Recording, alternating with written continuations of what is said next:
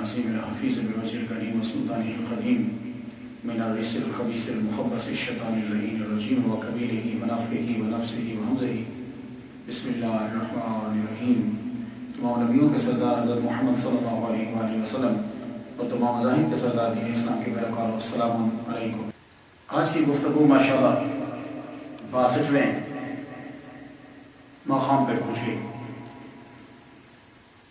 آج جس ہستی کو سرنامہ کلام بنایا ہے سید ابو الحسن علی بن عثمان الحجویری الجلابی الغزنوی جنیدی داتا گنج بخش حنفی لاہوری رحمۃ اللہ علیہ، جو داتا گنج بخش کے نام سے دنیا میں جانے جاتے ہیں۔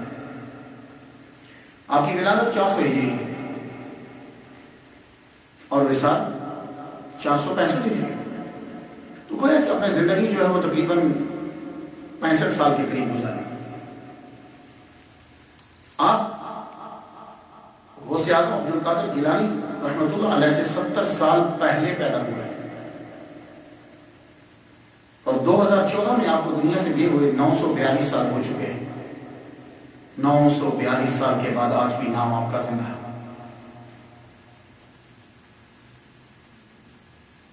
یہ وہ ہستی ہے کہ جن کے بارے میں غوث پاک نے کہا کہ میں ان کا زمانہ پا لیتا تو باعث کرتا ہوں، اور یہ رشتے میں غوث پاک کے معمول ہوتے ہیں۔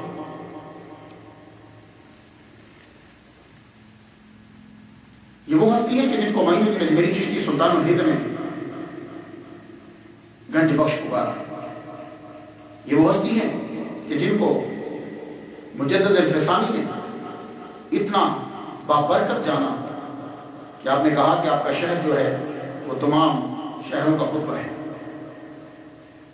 یہ وہ ہستی ہے کہ جن کے متعلق اشرف علی تھانوی جب وہ دانت نکلوانے کے لیے لاہور آئے تھے تو انہوں نے جب یہاں مراقبہ کیا تو کہنے لگے کہ یہ کوئی بہت بڑے بزرگ ہیں کہ میں نے فرشتوں کو صف باندھے ہوئے ان کی قبر پہ دیکھا ہے۔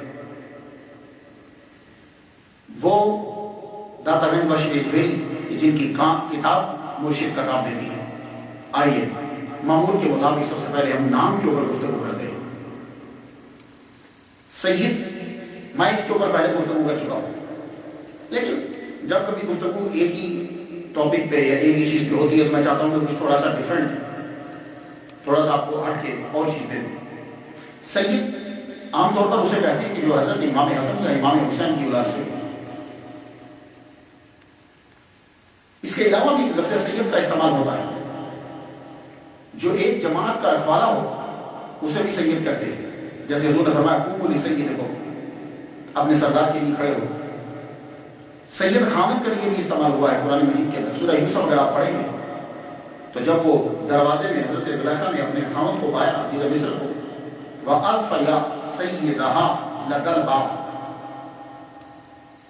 سفیان ثوری کہتے ہیں کہ سید وہ ہوتا ہے جو کسی پہ حسد نہیں کرتا۔ ابو اسحاق فرماتے ہیں کہ سید وہ ہوتا ہے کہ جو علم و تقوی میں اپنی قوم سے افضل ہوتا ہے، اس کو سید کہتے ہیں۔ سید وہ جس کی اطاعت واجب ہوتی ہے۔ حضور صلی اللہ علیہ وسلم نے سعد بن معاذ کو انصار کا سید کہا اور عمر بن جبور کو بنو سلمہ کا سید کہا، اور حضور صلی اللہ علیہ وسلم نے بے دینوں کو منافقوں کو سید کہنے سے منع کیا۔ حضور نے فرمایا لا تقولوا للمنافق سیدا، منافق کو سید نہ کہو۔ اور قرآن مجید کے اندر حضرت یحییٰ علیہ السلام کو اللہ تعالیٰ نے سید کہا سیدا و حصورا و نبیا۔ اب ایک چیز اور دے دو، ابو داؤد کتاب التوحید باب 63، عبداللہ بن شخیر بیان کرتے ہیں کہ بنو عامر کے ساتھ میں حضور صلی اللہ علیہ وآلہ وسلم کے پاس پہنچا ہوں تو ہم نے حضور صلی اللہ علیہ وسلم کو کہا سیدنا ہمارے سردار، تو محمد صلی اللہ علیہ وسلم نے کہا اللہ سیدنا، اللہ سید ہے۔ تو ابو داؤد کی حدیث سے پتہ چلا کہ کسی اور کو سید نہیں کہہ سکتے، لیکن حالانکہ حضور صلی اللہ علیہ وسلم نے اپنی بیٹی کو سیدہ کہا، اپنے نواسوں کو سید کہا کہ یہ نوجوان جلدی نوجوانوں کے سردار ہیں، تو پھر اس کا کیا مطلب ہوا؟ اصل میں حضور صلی اللہ علیہ وآلہ وسلم جو ابتدائی لوگ شرک کو چھوڑ کر دین میں آتے تھے نا، ان کو ذرا سختی سے تعلیم دیتے تھے۔ جب وہ توحید راسخ ہو جاتی تھی تو پھر اس کے بعد آگے چیز جو ہے وہ بڑھتی چلی جاتی، چونکہ یہ نئے نئے مسلمان ہوئے تو اس لیے ان کے دل کے اندر یہ سمجھایا گیا کہ دیکھو سید جو ہے سب سے بڑا جو ہے وہ وہی ہے۔ اس کا مطلب یہ نہیں ہے کہ لفظ سید کسی اور کے لیے استعمال نہیں کر سکتے، بڑا ذریعہ تحقیق ہمارے لیے کیا ہے؟ میں نے جو ریسرچ کری ہے تو سب سے بڑا ذریعہ میرے نزدیک جو ہے اور جو مجھے ملا وہ کشف المحجوب ہے. اس کے علاوہ سب انہی سے گین کر رہے ہیں. تو مضبوط ذریعہ جو ہے وہ یہی ہے. آئیے گفتگو آگے بڑھاتے ہیں. آپ کے نام میں آتا ہے ابو الحسن. ابو الحسن، حسن کا باپ. ابو میں نے ویسے والا بھی ہوتا ہے، صاحب بھی ہوتا ہے، جیسے ابو ہریرہ بلی والا، بلی کا باپ نہیں کہیں. ابو تراب مٹی والا، مٹی کا باپ نہیں کہیں. تو اس کنیت سے یہ پتا چلا کہ آپ کا بیٹا ہے حسن، جس کے والد گرامی. تو جب ہم تاریخ کو برق گردانی کرتے ہیں تو بھائی ہمارے پاس تو اتنی ڈیٹیل نہیں ہے. 942 سال قبل ایک بزرگ آئے تو کون اتنی گہرائی اور گہرائی کے ساتھ جو ہے وہ چیزیں ایک ایک نوٹ کر رہا ہوگا؟ نہیں. تو تھوڑا سا جو ملتا ہے کتابوں کے اندر تو یوں پتا چلتا ہے کہ آپ نے 2 شادی کی. ایک شادی آپ نے بالکل جب جو ہی آپ بالغ ہوئے ہیں تو آپ کے ماں باپ کے اثرات کے اوپر آپ نے وہیں اپنے علاقے کے اندر جو ہے وہ کر دی شادی.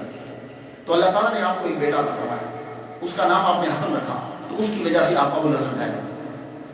اور ایک اور جو چیز ملتی ہے آپ کی کتاب سے وہ یہ ہے کہ ایک اور شادی کی. لیکن ابو الحسنات شاہ صاحب جو ہے وہ یہ فرماتے ہیں کہ یہ چیزیں جو ہیں کہ آپ نے ایک اور شادی کی یہ افسانہ ہے. آپ کی شادی صرف ایک ہی تھی. اس کے بعد کسی نے کچھ تذکرہ کیا تو کچھ دماغ ذہن کے اندر کوئی چیز کسی کے بارے میں پیدا ہوئی، لیکن اللہ تعالیٰ نے پھر اس سے آپ کو جو ہے وہ محفوظ کر دیا، تو اس کو شادی نہیں ہے وہ یہ کہتے ہیں. لیکن عام جو طبقہ ہے وہ یہی لکھتا ہے اپنی کتابوں کے اندر کہ انہوں نے جو ہے وہ ایک شادی کی، اللہ تعالیٰ نے بیٹا عطا فرمایا، پھر وہ بیٹا بھی فوت ہو گیا، بیوی بھی فوت ہو گئی. 11 سال تک پھر آپ نے کوئی شادی نہیں کی. اس کے بعد 11 سال کے بعد پھر آپ نے ایک شادی کی اور وہ وائف بھی آپ کی فوت ہو گئی. اس کے بعد پھر آپ ساری زندگی آپ نے مجرد گزار دی. یہ ہے عام. لیکن جو لوگ گہرے انداز میں گئے تو انہوں نے کہا کہ شادی صرف آپ کی ایک ہی. الحجویری، یہ حجویری نہیں ہے، یہ حجویری. ہاں کے اوپر جو ہے وہ پیش ہے، سما ہے. اب تسامو ہو گیا ایک جگہ پہ. میں تساموش نہیں کہتا ہوں، غلطی نہیں کہتا، کیونکہ بڑے بڑے بزرگوں نے، بڑے بڑے محققین جو ہے وہ اپنی کتابوں کے اندر لکھے، اس لیے میں اس کو غلطی نہیں کہوں گا، سوء ادب. تو تسامو یہ ہوا کہ کہنے لگے کہ کشف اسرار کے اندر یہ لکھا ہوا ہے، اور کشف الاسرار جو ہے وہ کتاب ہے داتا گنج بخش اجمیری رحمۃ اللہ. یہ ایسا حدیث نہیں ہے، آپ سب لوگ ذہن رکھیے. داتا گنج بخش اجمیری رحمۃ اللہ علیہ کی کتاب یہ نہیں ہے کشف الاسرار. اس کی وجہ کیا ہے؟ اس کی وجہ یہ ہے کہ کشف الاسرار کے اندر جو اصطلاحات اور جو لفظ استعمال کیے گئے ہیں وہ لفظ آپ کے دور کے نہیں ہیں، وہ خالصتاً وہ لفظ جو ہے وہ مولیہ دور کے ہیں. تو ان لفظوں کے استعمال سے یہ پتہ چلتا ہے کہ کشف الاسرار داتا گنج بخش اجمیری رحمۃ اللہ علیہ کی کتاب نہیں ہے. تو کشف الاسرار کے اندر یہ لکھا ہوا ہے کہ حجویر جو ہے یہاں آپ پیدا ہوئے حجویر کے اندر، اس کے بعد پھر جو ہے وہ آپ جلاب کے اندر آ گئے. حجویر جو ہے اس کے بارے میں جو جملہ لکھا ہے کشف الاسرار کے اندر کہ میں نے اپنے والد سے سنا کہ میری جائے پیدائش محلہ حجویر ہے، اللہ اسے آفتوں حادثوں اور ظالم بادشاہوں سے بچائے. لیکن میں نے آپ کو بتایا کہ یہ کشف الاسرار جو ہے وہ آپ کی کتاب نہیں ہے. اس کی وجہ یہ ہے کہ جب آپ کشف المحجوب کو پڑھیں گے تو وہاں پتہ چلتا ہے کہ آپ جلاب میں رہتے تھے، جلاب میں، وہاں سے پھر آپ حجویر کے اندر آئے ہیں. جیسا علی بن عثمان بن علی الجلابی ثم الحجویری، یہ لفظ ثم بتا رہا ہے کہ آپ پہلے حجویر میں نہیں، پہلے جلاب میں رہتے ہیں. بات کوئی سمجھ میں آئی؟ حجویری کے بعد الجلابی، یہ بھی ایک محلہ ہے. جیسے حجویر محلہ ہے ایسے ہی جلاب محلہ ہے.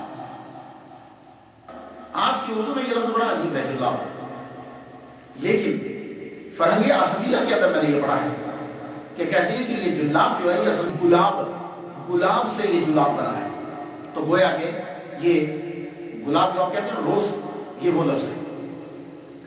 تو یہ غزالی کا محلہ ہے جہاں داتا گنج بخش اجمیری رحمۃ اللہ کے والد گرامی رہتے ہیں. حجویر اور جلاب دونوں محلے ہیں. تو حجویری اور جلابی سے بات سمجھ میں آئی.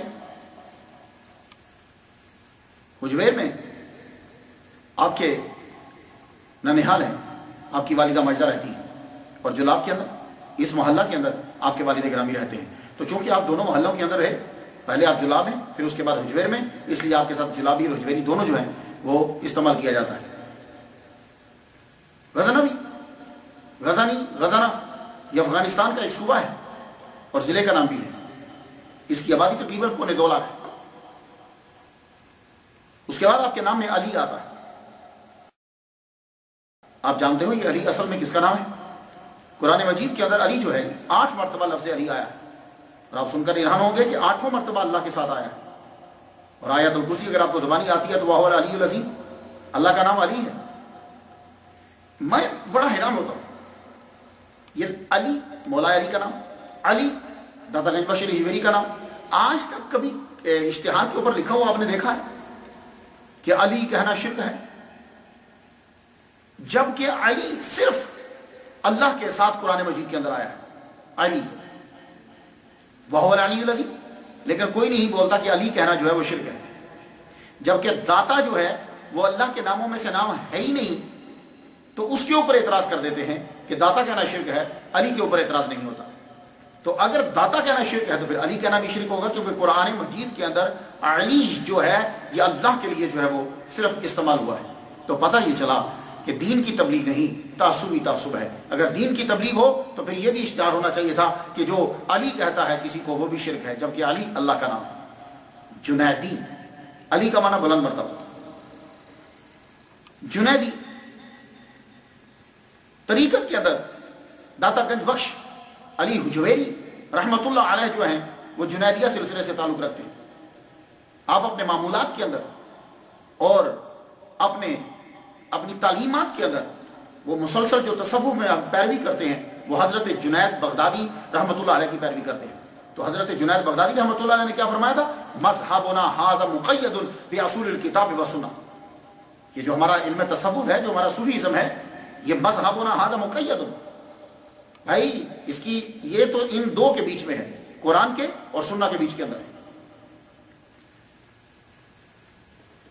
داتا گنج بخش علی ہجویری رحمۃ اللہ علیہ کا جو سلسلہ ہے یہ تمام سلاسل سے پہلے کا ہے. قادری سلسلہ عبد القادر گیلانی رحمۃ اللہ علیہ سے شروع ہوا اور داتا گنج بخش علی ہجویری ان سے 70 سال پہلے پیدا ہوئے.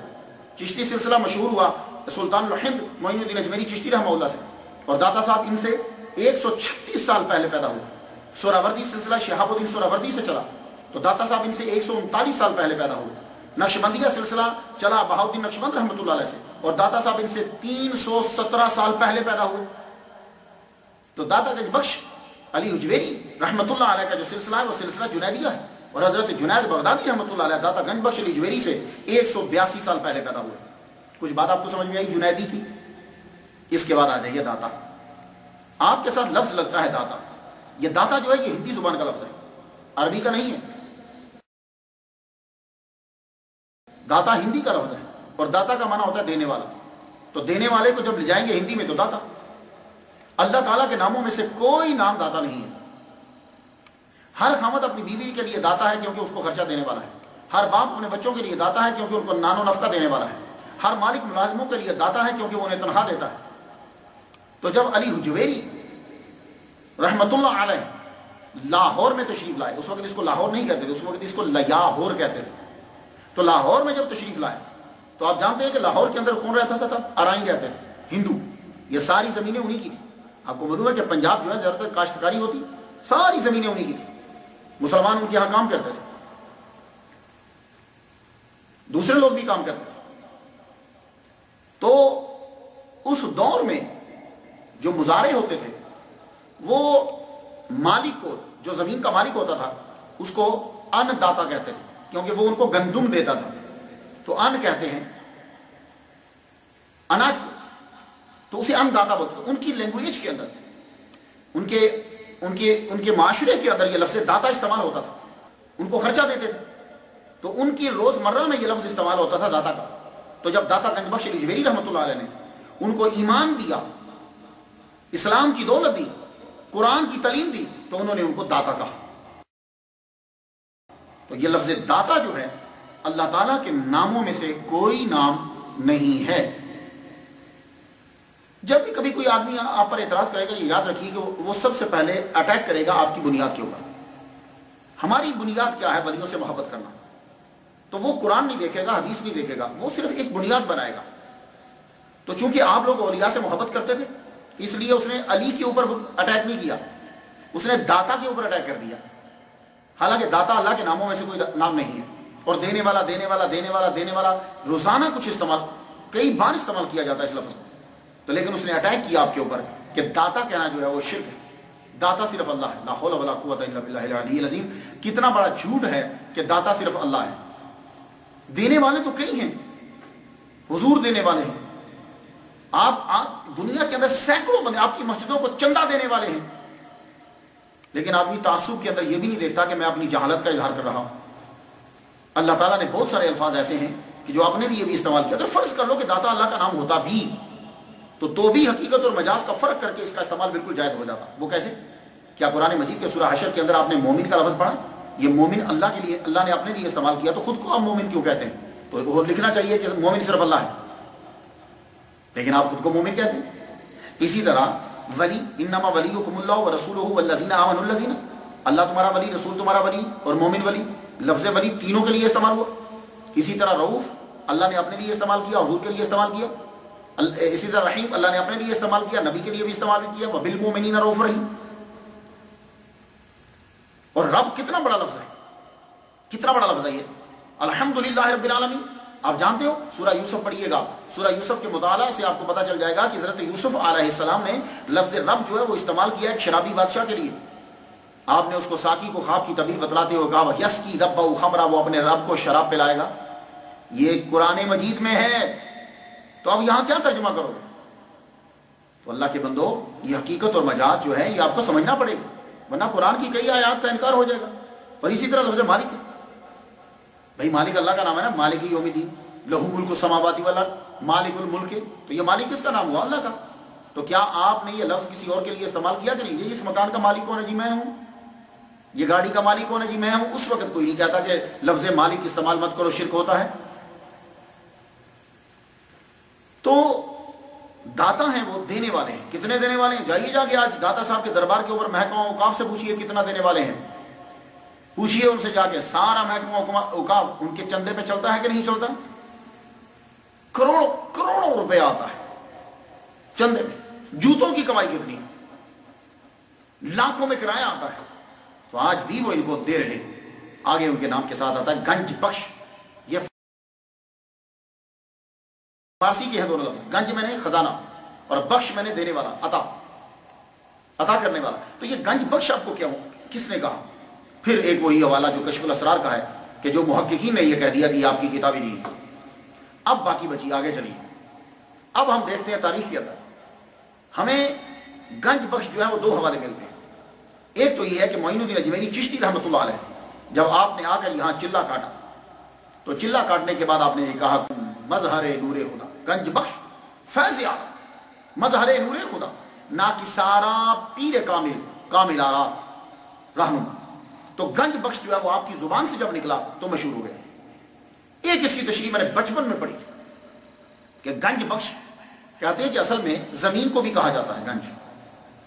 ہوا یہ کہ جب داتا گنج بخش علی اجمیری رحمۃ اللہ علیہ نے آ کر ٹیلے کے اوپر کریم کے درخت کے نیچے ڈیرا لگایا, تو اس وقت درخت دریا راوی تھا نا جو, وہ بالکل مینار پاکستان کی جگہ بہتا تھا. یہ صرف پاکستان والے سمجھے گے, انڈیا والے نہیں. تو انڈیا والے جو ہے وہ پکچر میں دیکھ سکتے ہیں کہ مینار پاکستان اس وقت کہاں ہے اور راوی کہاں ہے. تو مینار پاکستان جس جگہ پہ ہے, بادشاہی مسجد کا جو کنارہ ہے اس کے وہاں سے دریائے راوی جو ہے وہ وہاں سے گزرتا تھا. آپ نے اس کے کنارے کے اوپر ڈیرا لگایا ہوا تھا. تو کیا ہوا کہ دریا نے مار کرنا شروع کر دیا. دریا جو ہے نا وہ کاٹتا رہتا پانی کو, کاٹ کے وہ ادھر آ رہا تھا اندر کی سائڈ میں. تو لوگ دوڑتے ہوئے آپ کے پاس آئے کہ جناب دعا کیجئے, یہ دریا تو ادھر آ رہا ہے, یہ تو باڑھ چڑھی ہوئی ہے, یہ تو پانی ادھر آتا جا رہا ہے. آپ نے فرمایا جاؤ چلے جاؤ, تم آرام سے سو جاؤ, یہ نہیں آئے گا, یہ جائے گا, ہم نہیں جائیں گے, اور نہ تم جاؤ گے. وہی ہوا کہ جب صبح اٹھے تو دیکھا کہ دریا جو ہے وہ جا چکا تھا. اب وہ کتنا چلا گیا ہے؟ اگر آپ کا لاہور جانا ہو تو میں جب قرآن مجید میں پڑھنے لگا تھا, بابا چھتری والا کریم پارک میں میرے والد گرامی طالب حسین رحمۃ اللہ علیہ خطیب تھے, تو کبھی وہاں سے گزرتا تو دادا صاحب کی طرف جاتا تو بڈھا دریا راستے میں ہوتا تھا. اب وہ گندا نالا بن گیا ہے. یہ بڈھا دریا اصل میں وہی راوی کا دریا تھا. اور آپ نے اس کو پرا کرتے کرتے کرتے وہ کہاں دور تک چلا گیا. تو گنج بخش جو ہے وہ آپ کو کہا گیا. معین الدین اجمیری چشتی رحمۃ اللہ علیہ نے جب فیض لیا تو گنج بخش کہا, اور لوکل لوگوں نے جب زمین اپنی بچی ان کی تو آپ کو گنج بخش کہا. اس کے علاوہ اور بھی ہے. لاہوری، آپ کو لاہوری کہا جاتا ہے، پیر لاہور، پیر لاہوری، لاہور کا رہنے والا۔ اس کی وجہ یہ ہے کہ آپ نے اپنی زندگی کا آدھا پورا حصہ، آپ کی زندگی کو میں دو حصوں میں تقسیم کرتا ہوں، ایک آپ نے جو غزنی میں گزاری اور دوسرے علاقوں میں گزاری، اور ایک وہاں سے جب آپ روانہ ہوئے تو لاہور میں جو گزاری، تو آپ نے زندگی کا پورا باقی حصہ جو ہے وہ آپ نے سارا لاہور کے اندر گزارا ہے، اور یہی آپ کا مزار ہے، اس لیے آپ کو لاہوری کہا جاتا ہے۔ آپ 431 ہجری میں یہاں آگے تھے اور 34 سال آپ نے لاہور کے اندر قیام کیا ہے۔ یہ جو لاہور ہے نا، یہ اس وقت اس کو لاہور نہیں لیاہور کہتے تھے، خیر لاہور، لاہور بھی کہتے ہیں، میں نے مختلف جگہوں پہ مختلف اس کے پروننسیشن پڑھے۔ یہ اصل میں راجہ رام چندر جو ہے، اس کے ایک بیٹے کا نام تھا، اس نے چونکہ اس کو بلڈ کیا تھا اس سٹی کو، اس کے نام کے اوپر پڑ گیا، تو یہ لیاہور، لاہور سے بگڑتا بگڑتا جا کے لاہور ہو گیا۔ اب اس کو لاہور جو ہے وہ بولا جاتا ہے، اب لاہور لاہور لاہور بھی کہتے ہیں، وہ بیچ میں الف جو ہے وہ پھر کثرت استعمال کی وجہ سے پھر گر گئے۔ آ جائیے، ناموں کے بارے میں کچھ سن لیا۔ ابھی ایک نام ہے بیچ میں عثمان، مانا کیا ہے عثمان کا؟ تو بھائی میں آپ کو بتا دوں، دیکھیے کچھ لفظ ایسے ہوتے ہیں کہ وہ صرف لفظ دیکھے جاتے ہیں، ان کے معنی جو ہے وہ نہیں دیکھے جاتے۔ عثمان کا معنی اصل میں ازدہا کا بچہ ہوتا ہے، لیکن یہاں معنی نہیں دیکھا جائے گا، یہاں دیکھا جائے گا عثمان نام رکھا گیا ہے، ہو سکتا ہے کہ کسی وقت جو ہے وہ اس کا نام رکھ دیا گیا ہو، اب ہم جو ہیں وہ دیکھتے ہیں صرف عثمان غنی۔ خاندان کے بارے میں آگے چلیے، اب میں کیا کروں، تلاش کرنے کے لیے نکلتا ہوں کہ داتا گنج بخش علی اجمیری کے خاندان کے بارے میں پتہ چلے، بہت مختصر بہت مختصر۔ ہاں اگر آپ کی ساری کتابیں 9 کی 9 کتابیں اگر ہمارے پاس موجود ہوتی تو یقین جانیے کہ آپ کے خاندان کے بارے میں ہمیں بہت پتہ چل جاتا۔ لیکن اب بھی جو لوگ کشف المحجوب کو پڑھتے ہیں، کشف المحجوب کو بڑی گہرے انداز سے پڑھتے ہیں، ان کو پتہ چل جاتا ہے کہ یہ خاندان جو ہے وہ کتنا عظیم تھا۔ سفینۃ الاولیاء مغل بادشاہ شاہ جہاں کے بیٹے حضرت دارا شکور رحمۃ اللہ علیہ، میں ان کو حضرت دارا شکور رحمۃ اللہ علیہ کہتا ہوں کیونکہ اس نے ابا کی عزت کی ہے، ماں کی عزت کی ہے۔ یہ کہتے ہیں کہ میں نے داتا گنج بخش علی اجمیری رحمۃ اللہ کے والد گرامی اور والدہ ماجدہ دونوں کی قبریں غزنی میں دیکھی، یہ انہوں نے سفینۃ الاولیاء میں کہا۔ اور زبیری صاحب کے مشنر بہاولپور کہتے ہیں کہ 1959 کے اندر کہتے ہیں کہ میں غزنی میں گیا تو وہاں میں نے ان کی قبور کو دیکھا ہے، تو پتہ یہ چلا کہ بہت اعلیٰ خاندان ہے۔ آپ کے والد گرامی جو ان کا نام حضرت سید عثمان بن علی، آپ کا خاندان غزنی کے ایک محلہ جلاب میں رہتا تھا، اور آپ کا شجرہ نسب حضرت امام حسن علیہ السلام سے جا کر ملتا ہے۔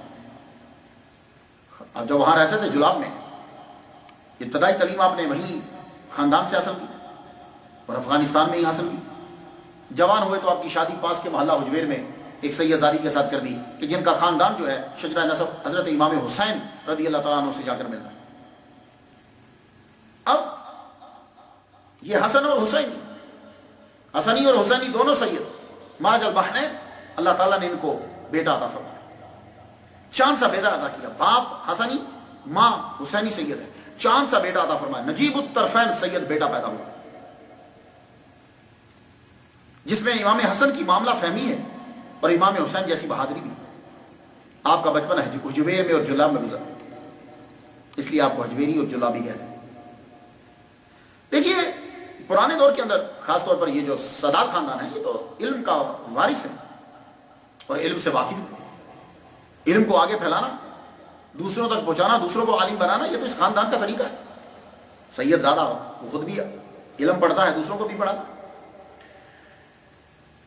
میں جب کشف المحجوب اور اس کے واقعات پڑھتا ہوں تو یہ پتہ چلتا ہے کہ یہ خاندان اس علاقے کا زبردست خاندان تھا، اتنا بڑا خاندان تھا کہ بادشاہوں کے لیول کا خاندان تھا۔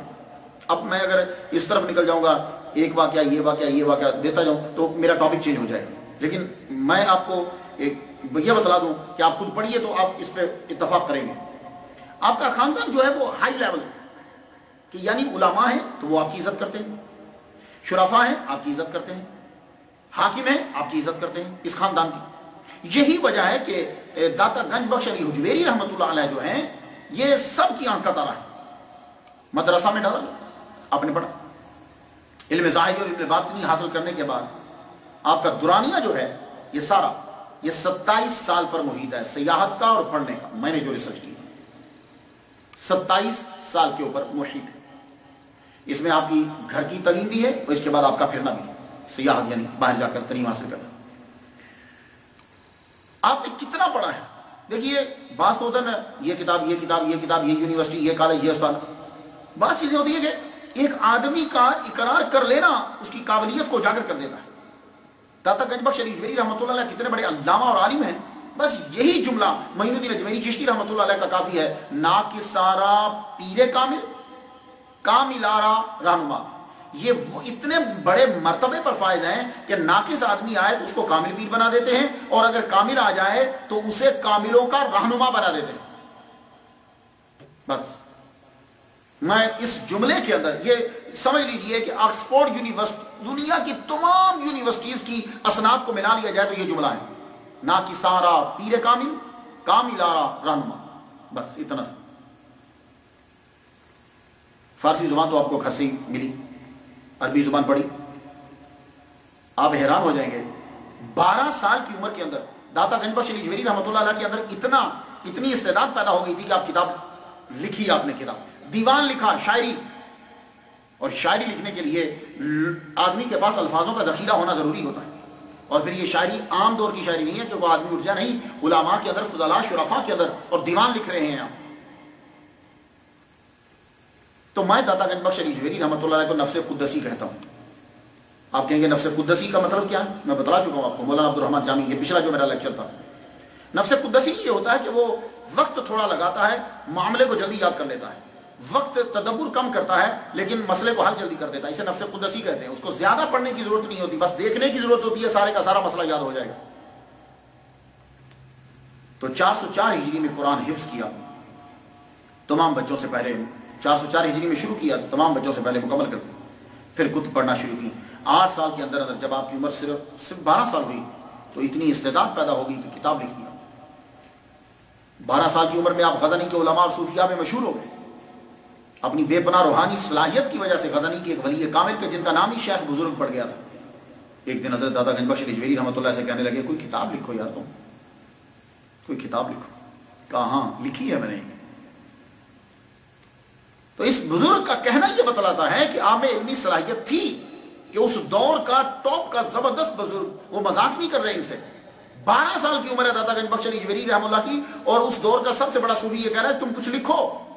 تو وہ اسی لیے تو کہہ رہا ہے کہ اس کے اندر اتنی صلاحیت ہے 12 سال کے اندر.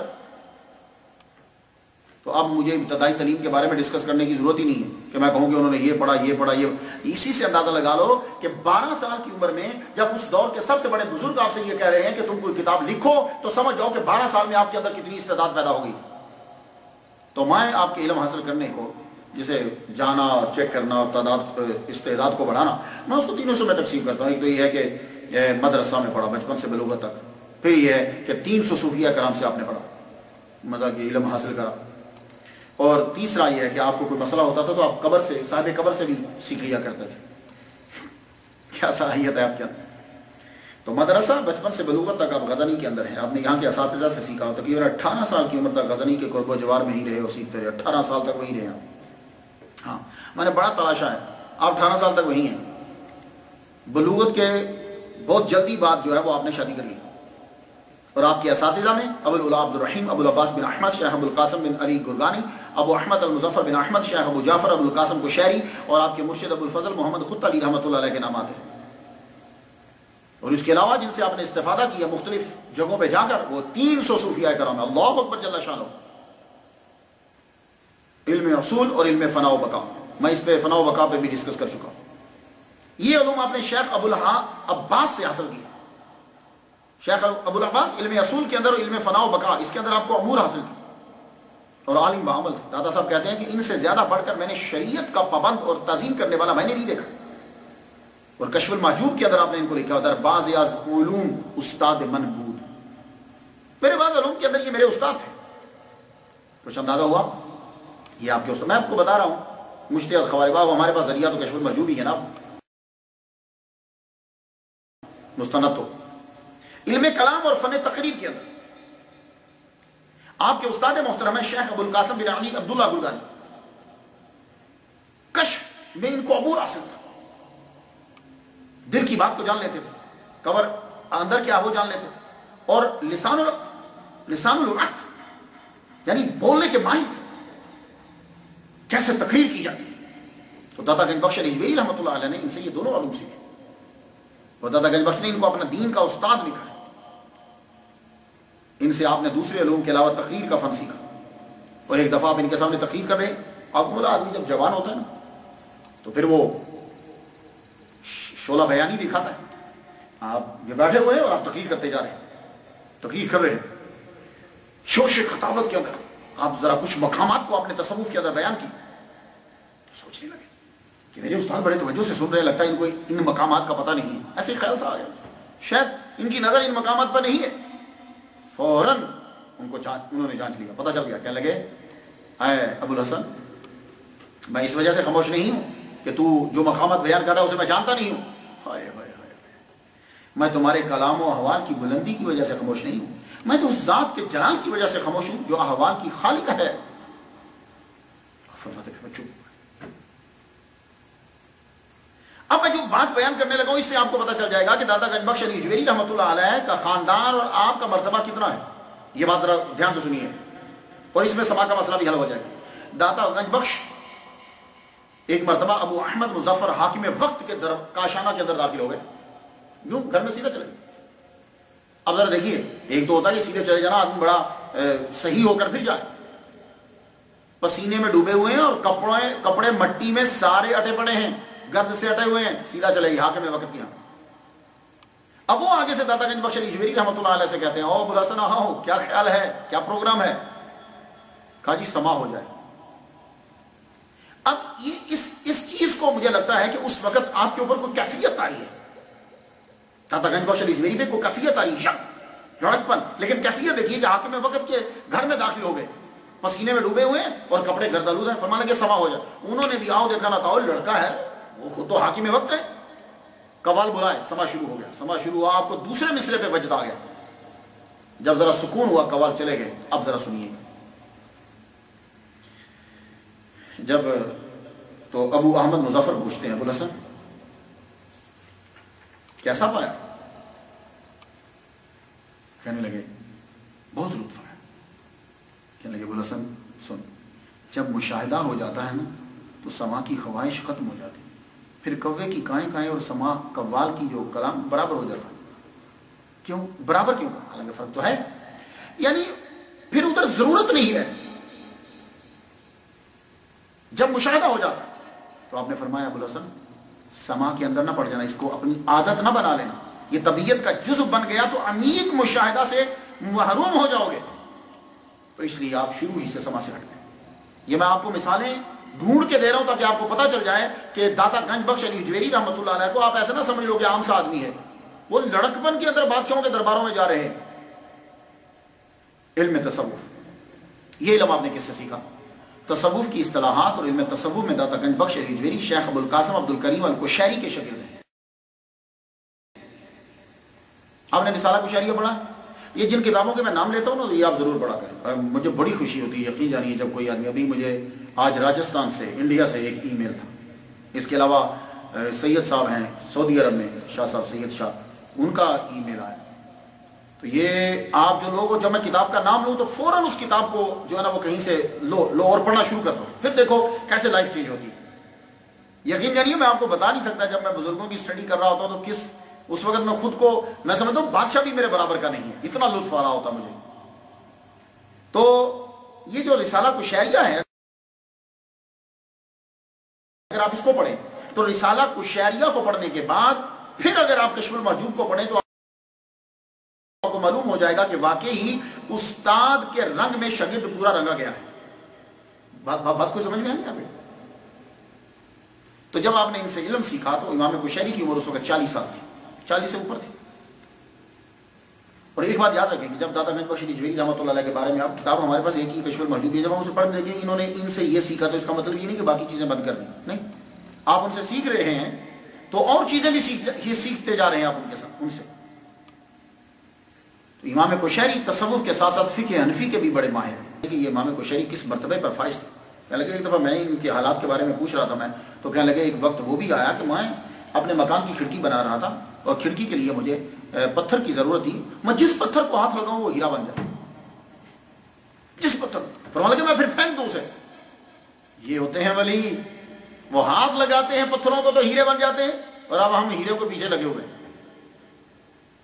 علم وحدت الوجود، یہ علم داتا صاحب نے کہاں سے سیکھا؟ تو علم وحدت الوجود، آپ کو بڑا شوق تھا وحدت الوجود کا۔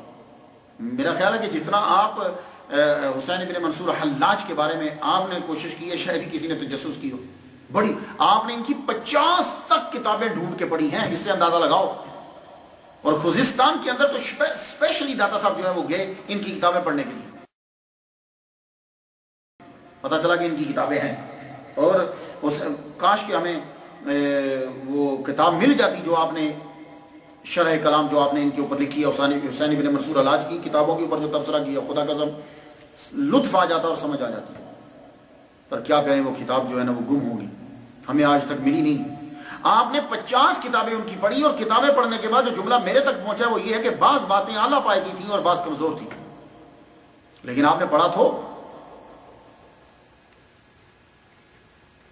آپ نے فقہ حنفی کیوں اختیار کی؟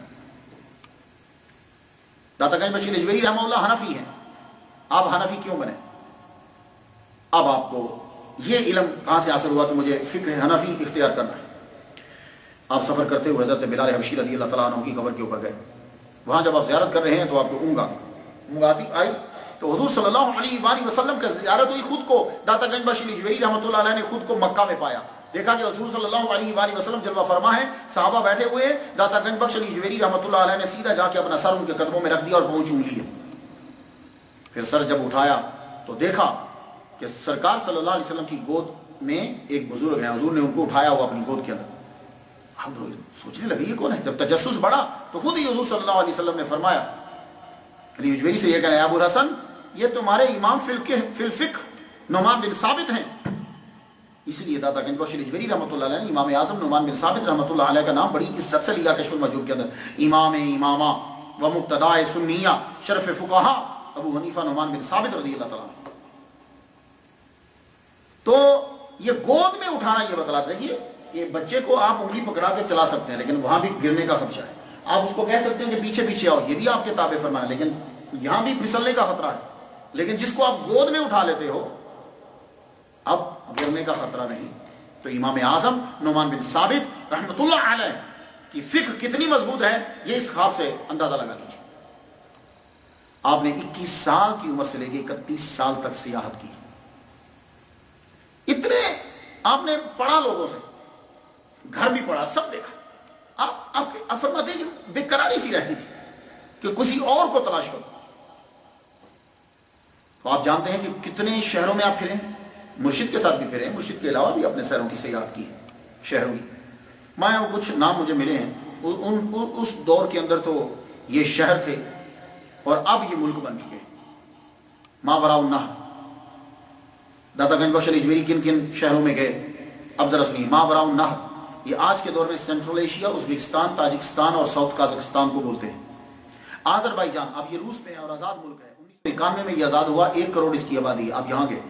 بستام اب یہ ایران کے صوبہ سمنان کا شہر ہے۔ خراساں یہ ایران میں ہے، مگر پرانا خراساں ایران، افغانستان، روس تک پھیلا ہوا تھا۔ وہ خراساں اس وقت اتنا بڑا تھا، تو یہ خراساں بھی گئے، تب شہر تھا، خراساں ایک ملک تھا، اب خراساں ایک شہر ہے۔ نیشا پور اب یہ ایران میں ہے، شہر ہے اس کا۔ بخارا یہ اب ازبکستان ملک کا دارالحکومت ہے، ازبکستان کا یہ بخارا جو یہ رشیا میں ہے۔ سمرقند یہ بھی ملک ازبکستان کا صوبہ ہے اور یہ رشیا میں ہے۔ توس یہ اب ایران کا شہر ہے، مشہد کے یہ قریب ہے۔ شام سیریا جسے آپ کہتے ہو، دمشق یہ شام کا دارالحکومت ہے۔ رملہ یہ اب اسرائیل کے اندر ہے۔ عراق بغداد اب ملک عراق کا جو ہے دارالحکومت ہے۔ فارس ایران کا پرانا نام ہے، پہلے اس کو فارس کہتے تھے۔ 1935 میں رضا شاہ پہلوی نے ایران رکھا ہے نام اس کا، پہلے اس کو فارس کہتے تھے۔ اس کا ایران نام کیوں رکھا؟ ایران کہتے ہیں وہ جگہ جو آرین کی ہے، آرین کی لینڈ، تو اس نے پھر سب سے یہ کہا کہ اس کو ایران پکارا جائے۔ 1935 سے شروع ہوا۔ فرغانہ اب یہ ایران کا صوبہ ہے۔ فرغانہ یہ ازبکستان کا شہر ہے اور رشیا میں ہے۔ مرو یہ ملک ترکمنستان اور میری کے قریب ہے. اب یہ میری کے قریب پایا جاتا ہے, مرو اس کا نام نہیں. ترکستان یہ اب قازقستان کا شہر ہے اور رشیا میں ہے. پاک و ہند, پاکستان میں, ملتان میں, ہند میں, ان جگہوں میں بھی آپ گئے. تبرستان اب یہ ایران میں ہے اور اس کا نام جو ہے وہ مزندران ہے. کرمان یہ بھی ایران کا صوبہ ہے اور شہر کا نام بھی ہے. بصرہ یہ ملک عراق میں ہے. کوفہ یہ بھی ملک عراق میں ہے. تو آپ کو کچھ پتا چلا ان تمام شہروں کے اندر, اور اب یہ کئی ان میں سے ملک بن گئے ہیں, ان کے اندر آپ نے سیاحت کی. سیاحت کا مطلب صرف مقصد جو یہ ہوتا تھا کہ وہاں کے صوفیہ کرام سے ملنا اور وہاں کی چیزوں کو جاننا. یہ پھرنا جو ہوتا ہے یہ علم میں بڑھاتا. میں جو بہت سے ممالک میں جاتا ہوں, میں جاتے ہی وہاں سے لوگوں سے پوچھتا ہوں ان کا رہن سہن, ان کا رہنا, دین اور اولیاء کرام, میرے نالج میں اضافہ ہوتا ہے. تو آپ نے پیدل چل کر 300 صوفیاء سے علم سیکھا. تو آپ کے دل میں بے چینی رہتی تھی. تو آپ چلتے چلتے پھر شام جب پہنچے تو شام میں جا کر آپ کو ایک ایسی ہستی کی زیارت ہو گئی کہ جنہوں نے 60 سال جو ہے وہ غار کے اندر گزار دیے. وہ تھے آپ کے ملک ابو الفضل محمد بن الحسن الخطل. ان کا شمار ابدال میں ہوتا ہے. 60 سال آپ نے لوکم پہاڑی کی غار میں گزار دی. آپ کو دکھلانے, ریاکاری سے اتنا بچتے تھے آپ کہ صوفیاء جیسے کپڑے ہی نہیں پہنتے تھے. جیسے صوفیاء پہنتے تھے, بڑے بڑے جبے پہننے, امامہ شریف پہننا, اور آپ کہتے نہیں لوگوں کو کیوں بتاؤں, آپ وہ کپڑے پہنا کرتے تھے جو غریب غربا پہنتے ہیں, اور ایک ہی کپڑے کو آپ پیوند لگاتے رہتے, پیوند لگاتے. ان سے جب ملاقات ہو گئی تو وہ شخص کے جو 300 صوفیاء سے مل چکا ہے, بڑے بڑے حکماء حاکموں کے درباروں میں جا چکا ہے, جس کا لڑکپن اور جوانی جو ہے وہ علماء کے اندر, شرفاء کے اندر بیٹھی گزری ہے, جو خود بہت بڑے عالم دین ہیں, وہ فرماتے ہیں کہ میں اگر کسی سے متاثر ہوا تو وہ اس ہستی سے متاثر ہوا. تو آپ نے ان کی بائعت کر دی. تو سیاحت کا دور جو ہے دادا صاحب کا, وہ میری تحقیق کے مطابق 11 سال کا ہے, 19 سال سے 31 سال تک. اب آپ نے مرشد کے ساتھ کافی وقت گزارا. مرشد جہاں جاتے آپ مرشد کے ساتھ جاتے, مرشد کے ساتھ اب سفر کرتے. اب مرشد کے ساتھ کہاں گئے ہیں, میں مشتیاز خوارے تھوڑا سا بتا دوں. مرشد کے ساتھ آپ آذربائیجان گئے. آذربائیجان اب ایک ملک ہے, تب ملک نہیں تھا. 1991 میں رشیا سے آزاد ہوا, 95 لاکھ اس کی آبادی.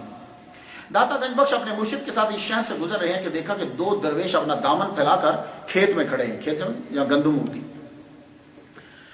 داتا گنج بخش اجمیری رحمۃ اللہ کی نظر پڑ گئی کہ یہ درویش جو ہیں یہ اپنے دامن کو پھیلا کر اس کھیت کے اندر کیوں کھڑے ہیں. ساتھ ہی مرشد کی بھی نظر پڑ گئی. مرشد نے جب دیکھا تو کہنے لگا علی, جی مرشد, یہ ہیں وہ لوگ جنہوں نے ہدایت کے بدلے دنیا خریدی. میں نے عرض کی مرشد ایسا یہ کیوں کر رہے ہیں؟ کہا اس کی وجہ ان کا پیر ہے. ہوئے دیکھا, صرف ماں باپ کا اثر ہی بچوں میں نہیں, پیر کا اثر بھی مرید میں پڑتا ہے. کہا اس کا یہ پیر کا اثر ہے. کہا حضور کیوں؟ کہا وہ جو پیر ہے وہ مریدین کی تعداد بڑھانے میں لگا ہوا ہے, تربیت میں لگا نہیں ہوا. یہی وجہ ہے کہ اس کے مرید مانگ رہے ہیں. اللہ اکبر جل شانہ.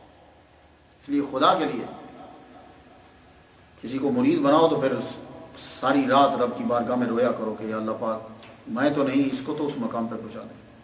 بڑی ذمہ داری کا کام ہوتا ہے. آپ مرشد کے ساتھ دمشق آپ جہاں رہا کرتے تھے وہاں سے نکل کے شہر کی طرف جانے کے راستے میں بارش شروع ہو. یہ دمشق جو ہے دمسکس سے بولتے ہیں, تقریباً اس کی 19 لاکھ آبادی ہے. یہ سیریا کا دارالحکومت ہے. اجڑ گیا اب تو. سیریا کے اندر سول وار شروع ہو گئی. ہمارے ملک کے اندر بھی لوگ باتیں کر رہے ہیں سول وار کے, ان کو سول وار کا پتہ نہیں ہے.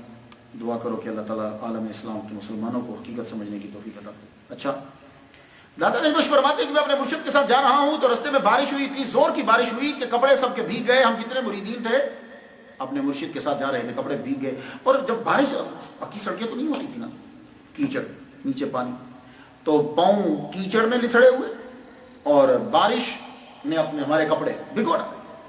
ایک دم پیر صاحب کا خیال آیا, تو پیر صاحب کی طرف جب دیکھا ہم نے اپنے مرشد کی طرف, تو مرشد کے کپڑے سوکھے ہیں, پاؤں میں کیچڑ بھی نہیں لگا ہوا. ہم نے کہا مرشد یہ کیا؟ ہائے ہائے ہائے. اب مرشد کا جملہ سن لیجیے. مرشد یہ کیا؟ فرمایا کہ سنو, جب سے دل سے ہم لوگوں نے, جب سے دل سے میں نے حرص کو, شبہ کو, وہم کو, ان برائیوں کو, یہ سب کو نکال دیا ہے اور خدا پر مکمل بھروسہ کر لیا ہے, اب نہ تو ہمارے پاؤں گندے ہوتے ہیں, نہ ہمارا جسم, نہ کپڑے گندے ہوتے ہیں. پتہ یہ چلا کہ جب آدمی اندر سے گندا نہ ہو تو باہر کا گند بھی اسے نہیں لگتا۔ داتا گنج بخش اجمیری رحمہ اللہ تو پیدائشی ولی ہے، نفس قدسی ہیں وہ تو۔ 31 سال کے اندر آپ نے ہر چیز حاصل کر لی، تجربہ بھی حاصل کر لیا، علم بھی حاصل کر لیا، تصوف میں اعلیٰ مقام حاصل کر لیا۔ ایک دن مرشد جو ہے وہ موڈ میں آئے، خوش ہوئے، فرمان لگے بیٹے تم لاہور چلے جاؤ۔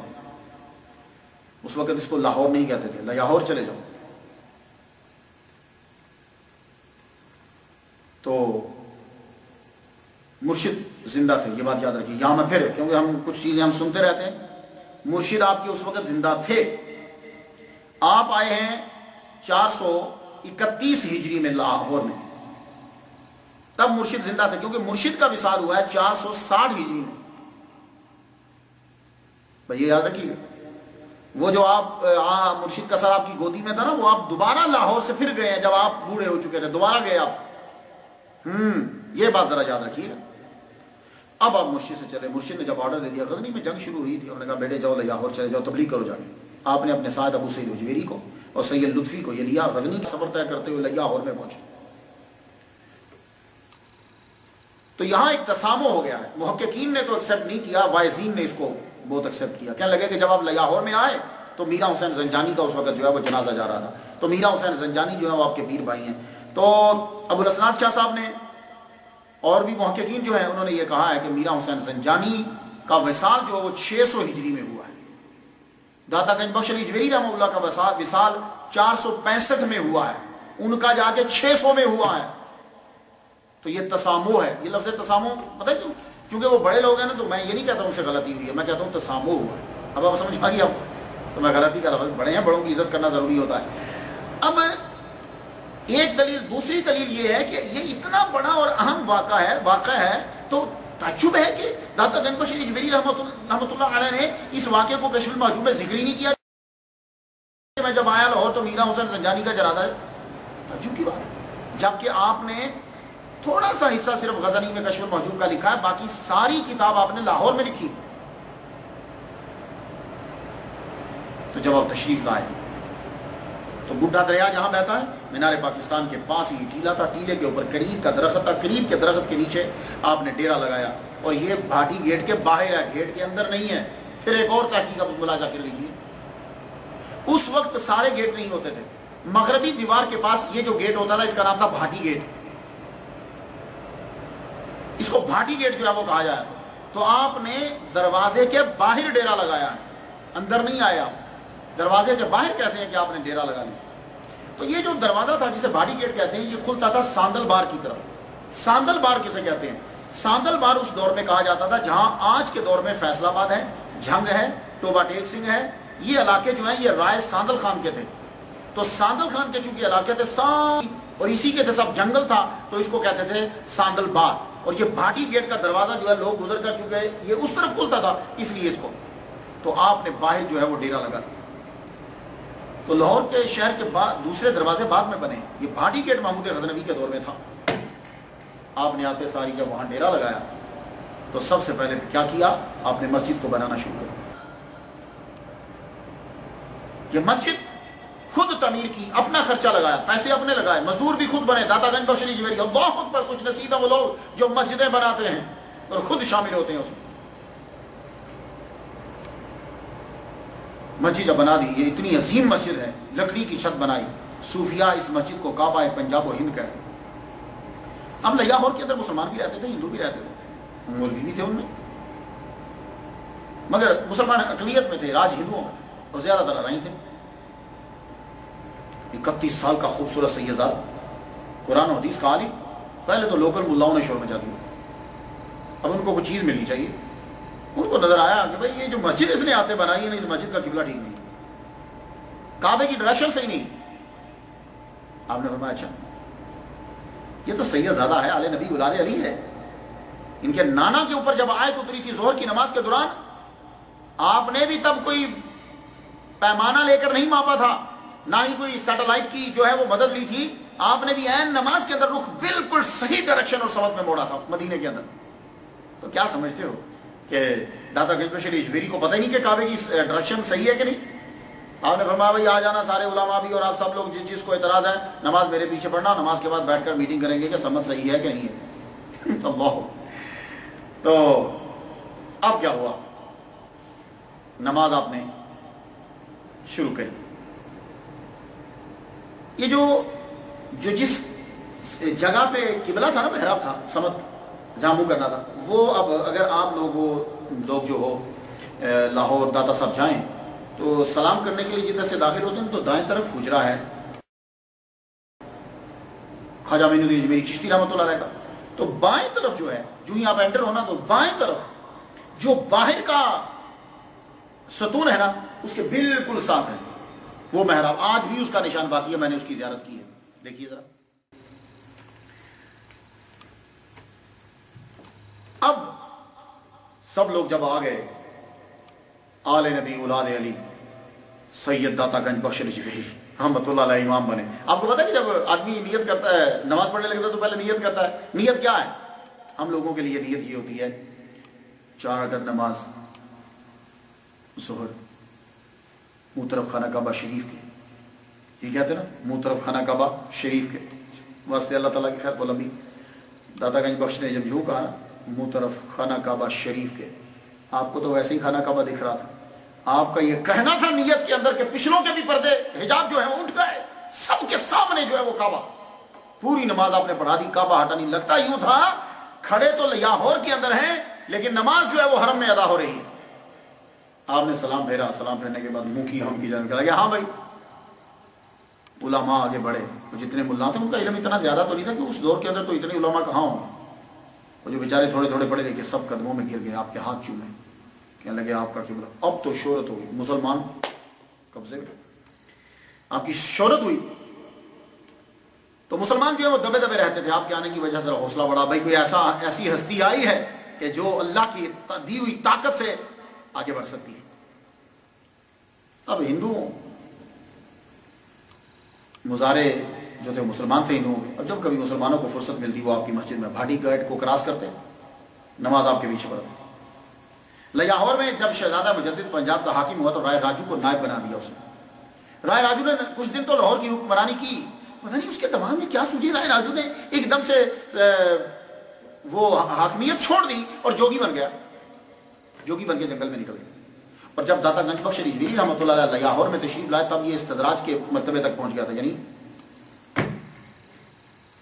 روحانیت جو ہوتی ہے تو آپ کو معلوم ہے کہ جو نچلا طبقے کی ساری چیزیں سب کو حاصل ہو سکتی ہیں، مسئلہ بلندی کا ہوتا ہے. آپ جب وہاں تشریف لائے، اس کے چیلے بھی بڑھ گئے تھے. اب ظاہر ہے کہ جب آپ کی تعداد بڑھتی ہے تو خرچہ کہیں سے تو پورا ہوتا ہے نا. ہاں یہ چھوڑ دو کہ آپ نے کوئی پارٹی اور جماعت بنائی ہے تو وہ اللہ دیتا ہے، اللہ کہیں نہ کہیں سے تو دے رہا ہے نا. وہ بتاؤ کہ اللہ دے کس ذریعے سے رہا، وہ تو ہمیں معلوم ہے اللہ دے رہا. تو اللہ سے کس واسطے سے لے رہا ہے؟ وہ جو واسطہ ہے اس واسطے کا نام پوچھ رہے ہیں، وہ بتاؤ وہ کس واسطے سے آ رہا ہے. تو اب یار ان کو روٹی تو کھلانی ہے نا، خرچہ تو پورا کرنا ہے. اب خرچہ پورا کرنے کے لیے جوگی نے کیا کیا، اس نے اعلان کر دیا تمام جتنے میرے ارد گرد کے لوگ ہو ایک ٹائم کا اپنے جانوروں کا دودھ جو ہے وہ میرے ہاں پہنچایا جائے. اگر تم لوگوں نے نہ پہنچایا تو دوسرے وقت تمہارے جانوروں کے تھنوں سے خون نکلنے لگ جائے گا. وہ اپنے جادو کے زور سے جو بھی نہیں دیتا تھا نا دودھ تو دوسرے ٹائم تھنوں سے خون نکلنے لگے گا. اب یہ ٹیکس لیا جا رہا، وہ سارے دیتے. آپ کو پتا اس دور میں دودھ گندم یہی تو چیزیں ہوتی تھی. جانور جس کے پاس ہوتے تھے وہ امیر ہوتا تھا. داتا گنج بخش رجویری رحمۃ اللہ علیہ مسجد بنا کے ایک روز باہر بیٹھے ہوئے ہیں تو ایک بڑھیا پہ نظر پڑی. وہ بڑھیا بیچاری جا رہی لیکن اس سے چلنا بڑا دشوار ہے، چل نہیں ہوتا. اب ایک دم سے اٹھے یم سید زیادہ دوڑا، ماں جی رکو، آپ سے چلا نہیں جا رہا، میں آپ کے گھر پہنچا آتا ہوں آپ کا دودھ. یہ اتنا بڑا گڑوا سر پہ اٹھایا ہوا کہاں جا رہی ہیں؟ میں پہنچا آتا ہوں گھر. چلیے بیٹے میں گھر نہیں جا رہی، گھر سے تو آ رہی ہوں. اچھا تو پھر کہاں جا رہی ہیں؟ لو آپ نے گڑوا لیا، نیچے رکھا، مائی کو بٹھایا پاس بیٹھ. ہاں تو کہاں جا رہی ہیں آپ؟ کیا بتاؤں بیٹے تمہیں، وہ جو راجو ہے نا جوگی، وہ ایک ٹائم کا ہمارے جانوروں کا دودھ لیتا ہے، اگر نہیں دیں تو تھنوں سے خون ہونے لگ جاتا ہے جانوروں کے. اب گھر میں کوئی تھا نہیں، میں دینے جا رہی ہوں اسے.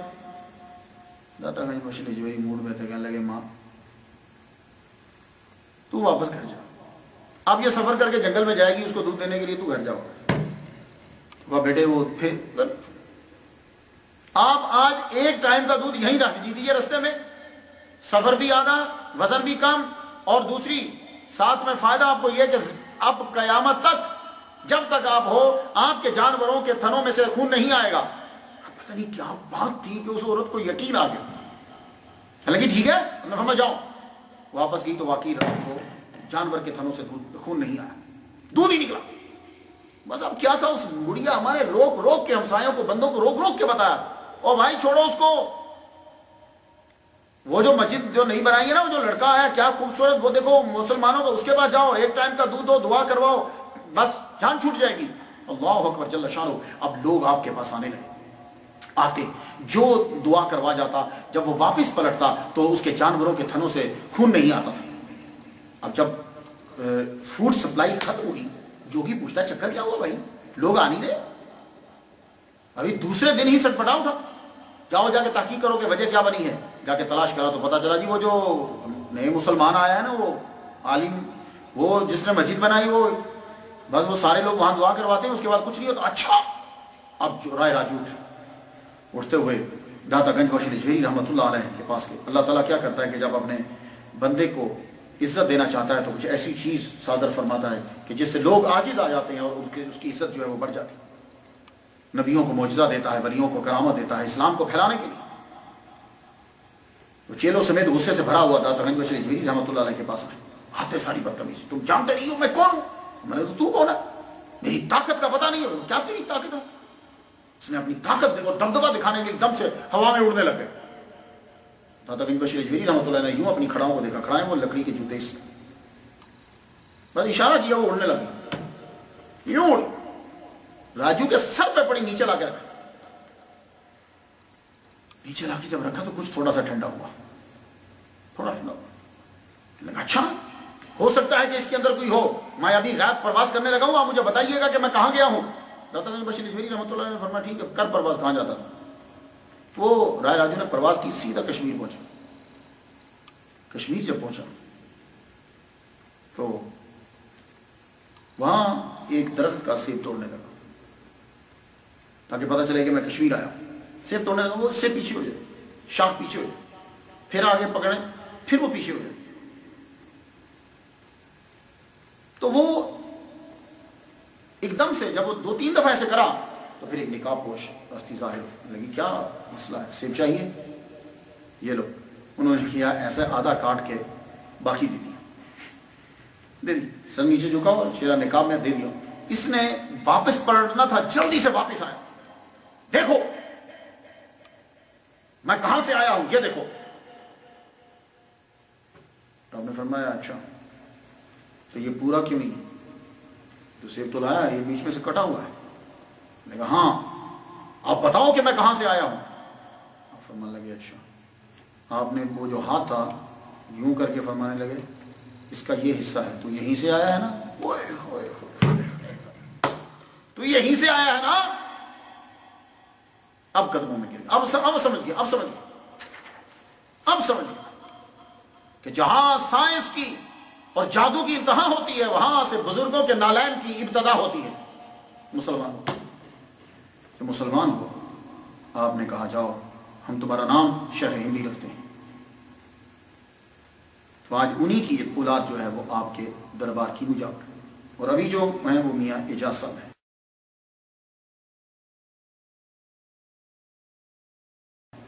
میں 2013 میں جب پاکستان گیا تو میں داتا گنج بخش نجویری رحمۃ اللہ علیہ کے دربار پہ حاضر ہوا، میرا بڑا من چاہتا تھا کہ میں اندر جاؤں، کیونکہ اندر منسٹر جاتے ہیں، بڑے بڑے لوگ جاتے ہیں، اندر جانے کی بڑی آرزو تھی۔ وہ ایک دن آرزو کی، دوسرے دن انتظام ہو گیا، میں واپس آ رہا ہوں تو رات کا ٹائم ہے، میاں اعجاز صاحب نے دور سے دیکھ لیا، او پیر صاحب رکیے، میں واپس گیا، ذرا کلپ ملاحظہ کیجیے۔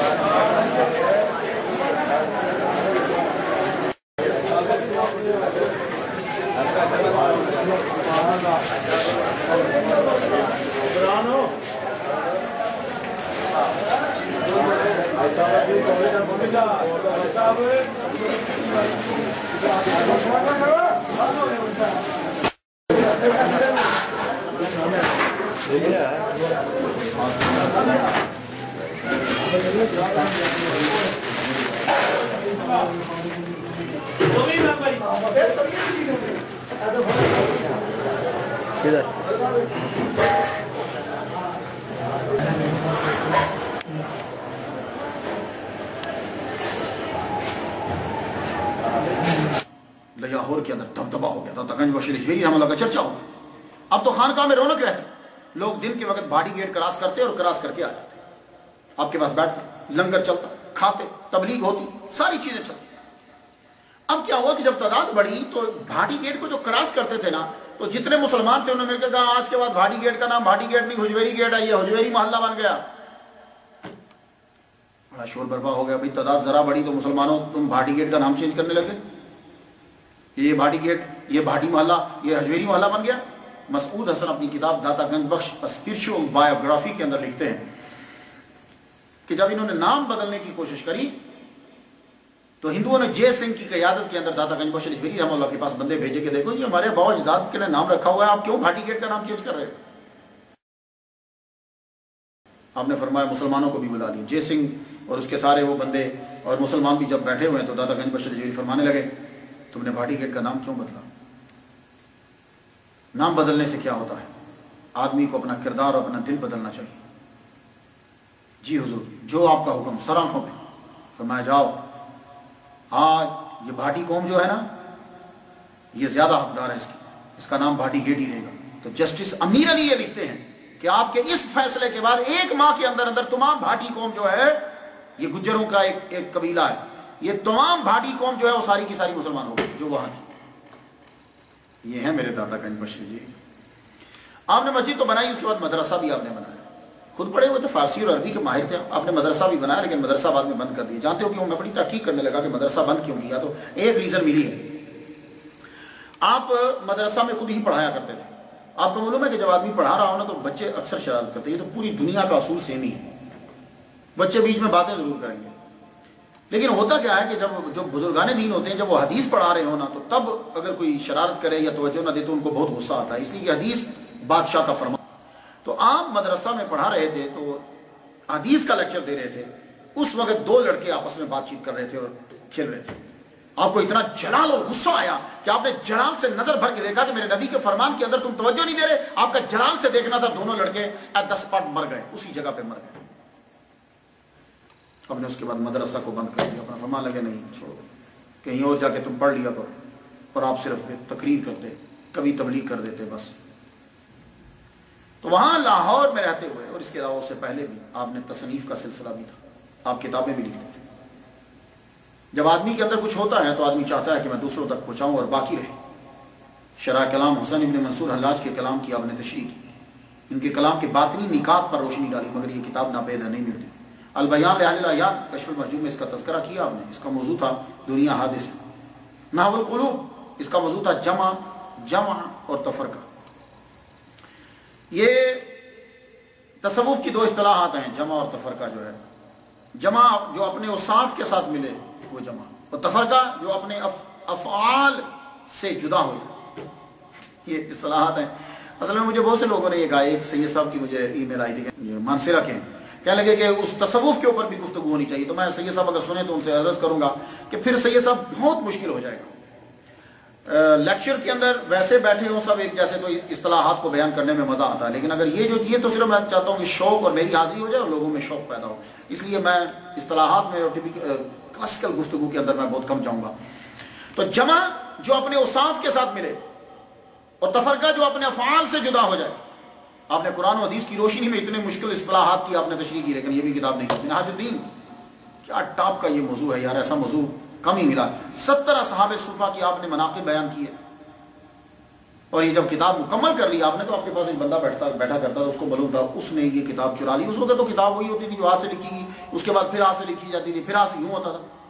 उसने किताब चुरा ली, किताब चुराने के बाद जहाँ जाता था गंज बख्श का नाम लिखा होता, वहाँ उसने अपना नाम लिख लिया और लोगों को बताता था कि ये मैंने लिखा है, तो लोग हंसते थे उसकी बात के ऊपर। تو آپ نے جب آپ کو پتا چلا تو آپ نے بد دعا کی اللہ اس کا نام روشن نہ کرے. یہی ہوا کہ کتاب تو بچ گئی, وہ بندہ نہ بچا. دیوان علی حجویری, آپ نے منظوم کلام جو ہے وہ کہا, یہ آپ کی پہلی کتاب تھی, اسے بھی کسی نے چرا لیا, لیکن آپ نے اتنا ہی کہا خدا اس پہ رحم کرے. شاعری تھی نا, اس لیے آپ نے ذرا توجہ دی. الرعایۃ بحقوق اللہ, جو ہے یعنی ہم پر کیا حقوق ہیں اس میں گفتگو کی. یہ توحید کے اوپر, فنا اور بقا کے اوپر آپ نے لکھی کشف المحجوب. یہ آپ کی آخری اور دنیا کی ٹاپ کی کتاب ہے, اور ہر تصوف کا منبع ہے, تصوف کا چشمہ ہے, ہمارا ذخیرہ ہے یہ کشف المحجوب, اور یہی میسر ہے. غزنی میں آپ نے اس کو لکھنا شروع کیا, مگر اس کا زیادہ حصہ آپ نے لاہور میں ہی مکمل کیا. ایک کتاب میں پڑھا کہ میں نے گنا نہیں, خود نہیں میں نے گنا, میں نے کتاب میں پڑھا کہ 237 آیات استعمال کی ہیں اس کے اندر, 131 احادیث استعمال کی ہیں, 351 اقوال استعمال کی ہیں, 25 بڑی زبانوں میں اس کا ترجمہ ہو گیا ہے. اللہ اکبر جل شانہ. نکلسن نے میرا انگلش میں کرا ترجمہ اس کا. یہ کتاب آپ کے دوست ابو سعید حجویری جو ہیں, انہوں نے کچھ کویسچنز کیے تھے, اس کویسچنز کے آنسر میں آپ نے یہ کتاب لکھی. کشف المحجوب کی سچائی کے بارے میں سن لو, بات بالکل قریب آ گئی. کشف المحجوب کا ہر جملہ سچ, سچ میں ڈوبا ہوں, سچ کی. قدرت اللہ شہاب کا نام سنا, پاکستان والے اس کو جانتے ہیں, شہاب نامہ اس نے لکھا ہے. تو قدرت اللہ شہاب یہ کہتا ہے کہ میں جنگ میں ڈی سی تھا, تو میں کشف المحجوب کو پڑھ رہا تھا. پڑھتے پڑھتے ایک مقام پہ پہنچا کہ اللہ تعالیٰ کے جو اولیاء ہیں وہ کوئی قطب ہے, کوئی ابدال ہے, کوئی اوتاد ہے, یہ ان کی مقام ہوتے ہیں, ان کی ڈیوٹیز لگتی ہیں, اور وہ ہر دور میں ہر جگہ میں ہوتے ہیں. تو قدرت اللہ شہاب یہ کہتا ہے کہ میں نے یہ پڑھا, تو میں نے یار کبھی ملے نہیں ہیں, ملاقات نہیں ہوئی ہے. اب داتا صاحب نے لکھا ہے بس اسی طرح نا. یہ سوچتے سوچتے آنکھ لگ گئی. آنکھ لگی تو خود کو کیا دیکھتے ہیں کہ یہ جو جہاں سے پانی ڈیوائیڈ ہوتا ہے نا, ہیڈ, کشتی پہ جا رہے ہیں تو ایک دم سے پانی کی لہر آئی اور اس نے کشتی کو الٹ دیا, نیچے گرے, ڈوبنے لگے تھے کہ ایک ہاتھ ظاہر ہوا, انہوں نے پکڑ کے کنارے پہ لگا دیا. کنارے پہ جب لگا دی تو خواب اتنی تھی, اٹھا میں کام میں لگ گیا. دوسرے دن ڈاک نکالی, میل, تو ڈاک میں میل میں دیکھتا ہوں کہ خط ہے. خط کو میں نے پڑھا تو بیچ میں کیا لکھا تھا سنیے ذرا. بیچ میں لکھا ہوا تھا, کہنے لگے داتا گنج بخش کی عبارت پڑھ کر تو شک و شبہ کا شکار ہو گیا. داتا گنج بخش نے جو لکھا ہے سچ لکھا ہے. ہائے ہائے, سچ لکھا ہے. یہ لیٹر سے تو پتا چل گیا کہ داتا گنج بخش نے سچ لکھا ہے. اب ایک اور چیز ہوگی, یہ کون ہے, کیا لگے آگے خود ہی لکھتے ہیں, میں تجھ سے ملا ہوں, تجھے یاد نہیں ہے, اور سن میں پھر تیری عدالت میں آؤں گا. ڈی سی تھے نا, میں تیری عدالت میں آؤں گا. تو قدرت اللہ شاہب کہتا ہے کہ میں پھر دیکھتا رہتا, پہچانوں کون بندہ وہ جس نے لیٹر لکھا تھا. وہ آگے چلے بھی گئے, پھر ان کا لیٹر آیا, کہنے لگے میں کل آیا تھا تیری عدالت کے اندر, لیکن تو مجھے پہچان نہیں پایا. اچھا سنو, میں تمہارے ذمہ ایک کام لگاتا ہوں. احمد پور سیال کے اندر ایک لڑکی ہے, 15 سال اس کی عمر ہے, اس کی شادی اس کا باپ 80 سالہ بڈھے سے کر رہا ہے. تم جاؤ, اور یہ لڑکی جو ہے یہ کیا کرے گی, جس دن اس کی شادی ہے یہ زہر کی پڑیا لے گی, پڑیا کو یہاں باندھے گی, جو ہی اس کی رخصتی ہونے لگی یہ کھا لے گی اور مر جائے گی. تو تم جا کر اپنا اثر و رسوخ استعمال کرتے اس لڑکی کو بچا دو. تو قدرت اللہ شہاب کہتا ہے کہ میں پھر گیا, شادی جب ہو رہی تھی میں زنانہ پولیس لے گیا, دیکھا تو وہ لڑکی اور دلہن جو بنی تھی اس کے چنری کے اندر جو ہے نا وہ پڑیا, زہر کی پڑیا تھی, نکالی. پھر قدرت اللہ شاہب کہتے ہیں میں نے اس کے باپ کو لا کے ڈرایا, کچھ سمجھایا, تو کہا اسے شادی نہ کرو, وہ شادی ملتوی. کشف المحجوب کی سچائی کا پتہ چلا. تو داتا گنج بخش حجویری رحمۃ اللہ علیہ, کشف المحجوب جو ہے یہ آج بھی پیر کا کام دیتی ہے. یہ بات یاد رکھیے, آج کا دور اتنا عجیب سا دور ہے کہ بندہ پریشان ہے, میں اس مولوی کو مانوں, اس مولوی کو مانوں, میں اس کے پیچھے چلوں, میں اس کے پیچھے چلوں. یہ راجستھان سے جو ای میل آئی, میں نے ان سے یہی کہا ہے, بھائی دیکھو آپ لوگ تو معین الدین جویری چشتی رحمۃ اللہ علیہ کے پاس رہتے ہو, کیوں مجھ سے پوچھ رہے ہو کہ میں اس مولوی کو مانوں کہ اس مولوی کو مانوں. چھوڑو مولویوں کو, داتا گنج بخش حجویری کی کتاب کشف المحجوب بس پڑھو. جو ہی تم کتاب شروع کرو گے سمجھ جانا کہ نمبر ڈائل ہو گیا ہے. داتا صاحب کو پتا چل گیا کہ تم راجستھان میں ہو, امریکہ میں ہو, پاکستان میں ہو, کہاں ہو, تم نے ان کی کتاب پڑھنا شروع کر دی. لیکن اب آپ کو بھی تو چاہیے نا کہ ویسے ہی کرو جیسے وہ تھے. اب یہ نہیں کہ سارے جرم بھی کرتے رہو اور داتا صاحب سے تعلق بھی رکھو. چھوڑ دو, بہت عجیب دور آ گیا, یقین جانیے. ایک دلیل کو رد کرتے ہیں تو دوسری کھڑی ہو کے گمراہ کر رہی ہوتی ہے, اس کو رد کرتے ہیں تو پریشان, میں پریشان ہو جاتا ہوں. تو داتا گنج بخش حجویری رحمۃ اللہ کیا کرتے, کبھی کبھی آپ پھرتے, لاہور سارا ہندوؤں کا تھا, آپ پھرتے ہوئے چلے جاتے تو پانی والا تالاب تھا جہاں اب رنگ محل ہے. پانی والا تالاب میں میرے والد گرامی کافی سال, بہت عرصہ طالب حسین شاہ رحمۃ اللہ علیہ خطیب رہے، اب بڑی مسجد ہے وارانگ محل، وہاں مندر ہوا کرتے تھے، راوی مندر بڑا مشہور تھا وہاں کا، بڑا مندر تھا۔ آپ ایک دن گزرتے گزرتے داتا گنج میں راوی مندر کے پاس کھڑے ہو گئے، ایک بندہ کیا کر رہا تھا کہ وہ چوری لے کر آیا تھا اور چوری اپنے بت کو دے رہا، بت کو، بھگوان کو، لے چوری کھا۔ داتا صاحب مسکرا پڑے، تو آپ اس کو بت کو اشارہ کر کے کھا لے، وہ چوری کھا گیا۔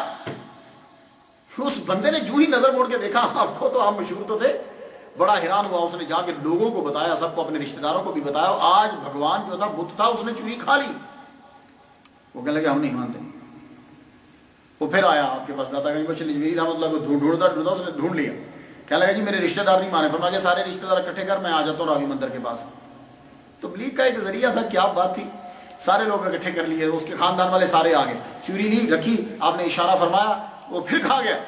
اب سب کی آنکھیں کھلی کی کھلی رہ گئی، فرمایا لگے چھوڑو یار کن چکروں میں پڑے، یہ کیا ہے، توحید کا اقرار کرو۔ پورا خاندان اسی مندر کے اوپر کھڑے کھڑے، وہی جو ہے اس نے کلمہ پڑھا، لا الہ الا اللہ محمد رسول اللہ۔ آپ کو اللہ تعالیٰ نے بڑی عزت دی، آپ کی عمر 60 سال ہو چکی کہ ایک دن پیر کا پیام آیا، پیر صاحب کا پیام آیا، آپ کے مرشد ابو الفضل خطری رحمۃ اللہ علیہ کہ آپ آؤ۔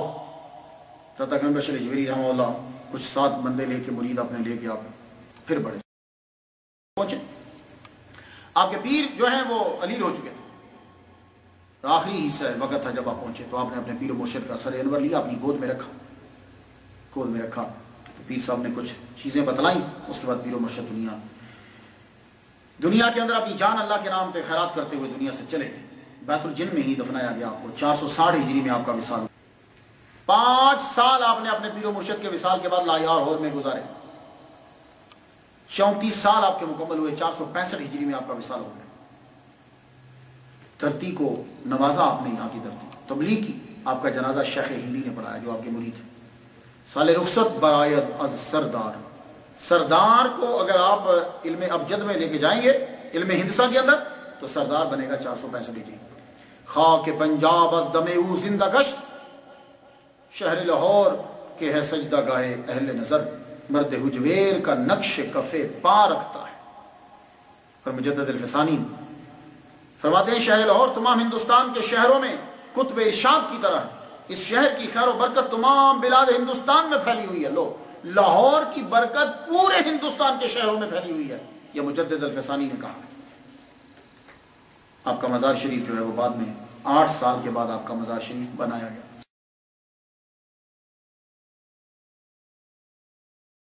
سادہ قبر تھی، 8 سال کے بعد ظہیر الدولہ سلطان ابراہیم بن سلطان مسعود غزنوی نے عمارت بنائی، اس کے بعد گنبد نہیں تھا۔ پھر ہر بادشاہ آتا رہا، اپنا اپنا نذرانہ جو ہے وہ دیتا رہا، کوئی دیوار بنا جاتا، کوئی آرائش کر جاتا، کوئی چیز رکھ جاتا۔ مہاراجہ رنجیت سنگھ اپنے دور حکومت میں عرس کے موقع پر 10,000 خرچ کرتا، اس نے بھی مسجد جو تھی وہ وہی اسی مسجد کو ہی تھوڑا سا بنا دیتا۔ مہارانی چاند کور یہ کھڑک سنگھ کی بیوی تھی، اس نے بھی اپنے دور میں وہ جو مسجد تھی اس کو بڑھایا، اور ساتھ ہی اس نے ایک چیمبر بنا دیا، ایک کمرہ بنا دیا جہاں بیٹھ کر لوگ جو ہے وہ قرآن مجید پڑھ سکیں۔ اور آپ کی بنائی ہوئی مسجد پھر وہاں سے ہٹ کر آگے ایک مسجد بنائی گئی۔ جب آگے مسجد 1862 میں گلزار شاہ کاشمیری نے دوبارہ تعمیر کروائی اور مولیہ طرز کی بنائی، 3 گنبد بنائے، ایک بیچ میں۔ پھر اس کے بعد پھر تعمیر ہوئی، پھر اس کے گنبد بڑھا دیے گئے، مسجد دوبارہ بنائی۔ 1868 میں حاجی نور نے داتا گنج بخش کے مزار پر گنبد تعمیر کر دی، گنبد۔ 1960 میں گورنمنٹ محکمہ اوقاف کے اندر ساری چیزیں چلی۔ 1978 میں دائیں بائیں توسیع کی، یہ پرانی مسجد 1978 والی جو ہے یہ میں نے دیکھی 1978 میں، وہی جو پرانی طرز کی کیسے دیکھی میں نے؟ میرے والد گرامی طالب حسین شاہ رحمۃ اللہ، ہر جمعرات کو بہت بڑی محفل ہوتی تھی دادا صاحب کی، بہت بڑی، اسی پرانی مسجد کے صحن کے اندر، اور جب کبھی بارش ہوتی تھی تو اندر ہوتی تھی۔ میرے والد صاحب جو ہے وہ 30 سال تک داتا گنج بخش اجویری کی اس محفل میں 30 سال تک تقریر کرتے رہے۔ 30 سال تھوڑے نہیں، تب میں بہت چھوٹا ہوتا تھا، سائیکل لینا بھی بڑی بات ہوتی تھی۔ میرے والد گرامی کے پاس سائیکل تھی، سائیکل کے اوپر بیٹھ کے جایا کرتے، میرے والد صاحب مجھے بٹھاتے، चलो बेटा चले, मैं छोटा होता था, वो आगे छोटी सी सीट होती थी, उस सीट के ऊपर बैठा के मुझे दाता साहब लेकर, हाँ बड़े बड़े उलमाए करम वहाँ तकरीर किया करते थे, किसी को 1 मिनट मिलते, किसी को 2 मिनट मिलते, किसी को 3 मिनट मिलते। अल्लामा महमूद रिजवी साहब की तकरीर मैंने वहाँ सुनी, सैयद शबीर शाह साहब, फिदा हुसैन शाह साहब, कारी गुलाम रसूल रहमतुल्लाह अलैह, आज़म चिश्ती रहमतुल्लाह अलैह, अल्लामा अलाई बख्शाह, अल्लामा राना अरशद, अल्लामा सईद साहब, पीर खुर्शीद आलम साहब कोटला शरीफ, मैंने बड़े बड़े उलमा जो है, कोई ऐसा नहीं है कि जिसने आगे वहाँ तकरीर ना की हो, वो आया ना हो वहाँ। दुनिया का हर मौलवी वहाँ बोला। ये जुमेरात को वहाँ महफिल लगती थी। मेरे वालिद गिरामी और अल्लामा इलाही बख्श ज़ियाई रहमतुल्लाह अलैह, ये वो हैं कि जिन्होंने 30-32 साल तक, यानी मरते दम तक उस महफिल को छोड़ा नहीं। मैं भी फिर वहाँ जाया करता था। 1994 और 97 ये जो साल हैं, ये मैं उस वक़्त मैं चौधरी अहमद मुख्तार वज़ीर इनकी मस्जिद में ख़तीब होता था, मैं वज़ीर तिजारत है ये, तो इनकी मस्जिद में ख़तीब था। वहाँ से मैं आता था, सिर्फ 1 मिनट मुझे मिलता था दाता साहब तकरीर करने के लिए, मैं 1 मिनट तकरीर करने के लिए जाता, फिर मैं वहाँ से वापस जाता, सुबह फिर जाकर गुजरात जुमा पढ़ाता। लाहौर में घर था, सलाम करके फिर मैं यूं खड़ा हो जाता, दाता साहब की कब्र की जानी मुंह करके मैं खड़ा हो जाता, मैं पढ़ता रहता, उनकी कब्र को मैं देखता रहता। अल्लामा इसहाक साहब भाई पेरू वाले रहमतुल्लाह अलैह, वो भी दुनिया से चले गए हैं। तकरीर करते हुए आगे कहते कि मैं 2 माह पहले गया था, फिर आ जाते मैं 2 माह पहले गया था। वही 2 दफ़ा मैंने उनके मुंह मुबारक से सुना, फिर ऐसे ही मैं खड़ा रहता था कि अब वहाँ वजू खाने हैं, वहाँ खड़ा, जब तक मेरी बारी नहीं आती थी मैं दाता साहब की तरफ यूँ करके खड़ा रहता। तो मैंने ऐसे ही मुँह से निकल गया, दाता साहब ये अल्लामा इसहाक साहब जाए और हर 2-3 माह के बाद उम्रा करने चले जाते हैं, हमारी बारी क्यों नहीं आती? और मुझे कौन जानता। मैं जुमा पढ़ाने के लिए गया तो सरमद साहब दुनिया से चले गए। कहने लगे मुख्तार शाह वो शाह जी तो पासपोर्ट कितने? मैंने कहा जी क्यों? कहने लगे आपको उम्रे पे भेजना है। और फिर उसके बाद अल्लाह ताला ने करम फरमाया। तो मेरे वालिद गिरामी 30 साल तक उस जुमेरात की महफिल में तकरीर करते रहे, आप वहाँ जाते थे। और अल्लामा अलाई बख्शा ज़ियाई रहमतुल्लाह अलैह इनकी आखिरी तकरीर होती थी, इनको तकरीबन 10 से 15 मिनट मिलते थे, फिर आहिस्ता आहिस्ता जो है ये महफिल ख़त्म हो गई। मेरे वालिद गिरामी रहमतुल्लाह जब दुनिया से तशरीफ़ लेकर गए तो अल्लामा अलाई बख्शा ज़ियाई रहमतुल्लाह अलैह आए चेनम के ऊपर आगे, कहने लगे मेरा दोस्त था, ये 30 साल रफ़ाक़त थी, अब लगता है मेरी भी बारी आ गई, अब वो भी दुनिया से चले गए। 1997 में मौजूदा शक्ल जो है तुर्की तरस की तमीर की मस्जिद बनाएगी। अब आप जाके देखिएगा मस्जिद को, ऊपर जो है वो मज़ार और मस्जिद और इबादत खाना, नीचे जो है वो टॉयलेट, रेस्टोरेंट जो है और लंगर खाना, और ये सारी चीजें जो है ये बनाई। 5 करोड़ कहते हैं लगाए, 52,600 लोग जो है वो इसके अंदर नमाज अदा कर सकते। ये मज़ार की बरकत क्या है? आपकी कब्र हर वली आता है। ख़ास तौर पर जुमेरात को आप जाइए और जुमेरात को आप 12 बजे के बाद रुका करें। सुबह कुतब अब्दाल होश हाजिरी देते। मोइनुद्दीन अजमेरी चिश्ती रहमतुल्लाह अलैह ने हाजिरी दी। आप जानते हैं उस वक्त तो कुछ भी नहीं था, आप तो बड़ी शान शौकत है, चमक होती, एक दुनिया आबाद है वहां। आप जब तशरीफ लाए तो आप क्या समझते हो कि वहां इसी तरह मज़ार था, इसी तरह चीजें थी? नहीं। तो मोइनुद्दीन अजमेरी चिश्ती रहमतुल्लाह अलैह से पूछते हैं आपको कैसे पता चला कि दाता गंज बख्श अजमेरी रहमतुल्लाह अलैह का मज़ार है? कहने लगे मैं जो ही लाहौर के अंदर एंटर हुआ हूँ तो मैंने एक नूर देखा कि पूरा ऐसे ना मीनारा जैसे होता है ना, ऐसे लाइट सीधी सतून ऊपर की तरफ जा रही है। मैंने कहा ये कौन सी जगह है? तो मैं उसी को तलाश करता करता जब पहुंचा तो ये कब्र थी। तो दाता गंज बख्श अजमेरी रहमतुल्लाह अलैह की कब्र पे पहुंचे तो कहने लगे मुझे सुकून फील हुआ। मैंने कहा जाना इन्होंने अजमेर था? कहने लगे रुको, वहीं रुके। अब एक किताब में मैं पढ़ता हूँ 10 माह तक रुके रहे, और एक किताब में है कि आपने 40 दिन चिल्ला काटा, बैठ गया। वो चिल्ला का जो है आज भी मौजूद है। तो चिल्ला काटने के बाद आपको इतना कुछ मिला के पुकार उठे गंज बख्श फैज आलम मजहर नूर खुदा ना की सारा पीर कामिल कामिलारा रहम। और अल्लामा इकबाल ने ख्वाजा मोइनुद्दीन अजमेरी चिश्ती रहमतुल्लाह की आमद का जो जिक्र किया, सैयदे हुजुवेर मखदूम उमम मरकदे पीर संज राहम। दाता गंज बख्श हुजवेर के सैयद हैं, तमाम उम्मतों के पेशवा हैं। उनका मज़ार मोइनुद्दीन अजमेरी चिश्ती रहमतुल्लाह अलैह के लिए हरम है, जैसे खाना काबा और मदीना। ख्वाजा कुतुबुद्दीन बख्तियार काकी रहमतुल्लाह फरमाते हैं कि हमारे मुर्शिद ने 40 रोज जो है वो चिल्ला काटा, और जब जाने लगे तो जहां तक मज़ार नजर आता था आपने कब्र नहीं की। और ख्वाजा मोइनुद्दीन अजमेरी चिश्ती के मुरीद कुतुबुद्दीन के मुरीद बाबा फरीदुद्दीन गंज शक्कर रहमतुल्लाह अलैह, इन्होंने भी अपने पीर की सुन्नत को टिका के अदा किया। आप पाक पदन से चला करते थे। آپ نے بھی چلا یہاں کاٹا، اور جب آپ اس حدود میں داخل ہوتے لمبے لمبے سانس لینے لگ جاتے۔ مریدین پوچھتے بابا جی ایسا کیوں کر رہے ہیں؟ کہنے کہ جنت کی خوشبو آ رہی ہے، اور جو ہی 2.5 میل رہ جاتا آپ کا مزار، اس وقت آپ گھٹنوں کے بل چلنے لگ جاتے۔ بابا فرید 2.5 میل دور اپنے گھٹنوں کے بل چلنے لگ جاتے۔ تو لوگ پوچھتے حضور گھٹنوں کے بل کیوں چل رہے ہیں آپ؟ فرمانے لگے اتنی انوار برس رہی ہیں، میں پاؤں رکھتا ہوں اوپر۔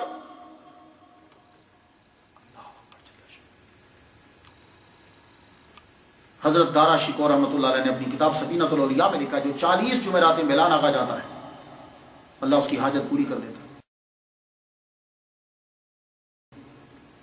میں نے ایک مرتبہ علامہ الہی بخش زئی رحمۃ اللہ علیہ داتا صاحب کی بڑی نظر تھی ان کے اوپر، جب بولتے تھے نا تو ہر چیز جملہ بنتی جاتی تھی۔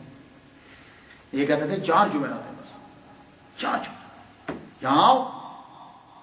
میں نے اس دربار کے اوپر بڑے لوگوں کو دیکھا، یہ نواز شریف جو بھی وزیر اعظم ہے، میں نے اس کو ایک دفعہ عصر کے ٹائم دیکھا دوڑتا ہوا ننگے پاؤں جا رہا سلام کرنے کے لیے داتا صاحب کے دربار۔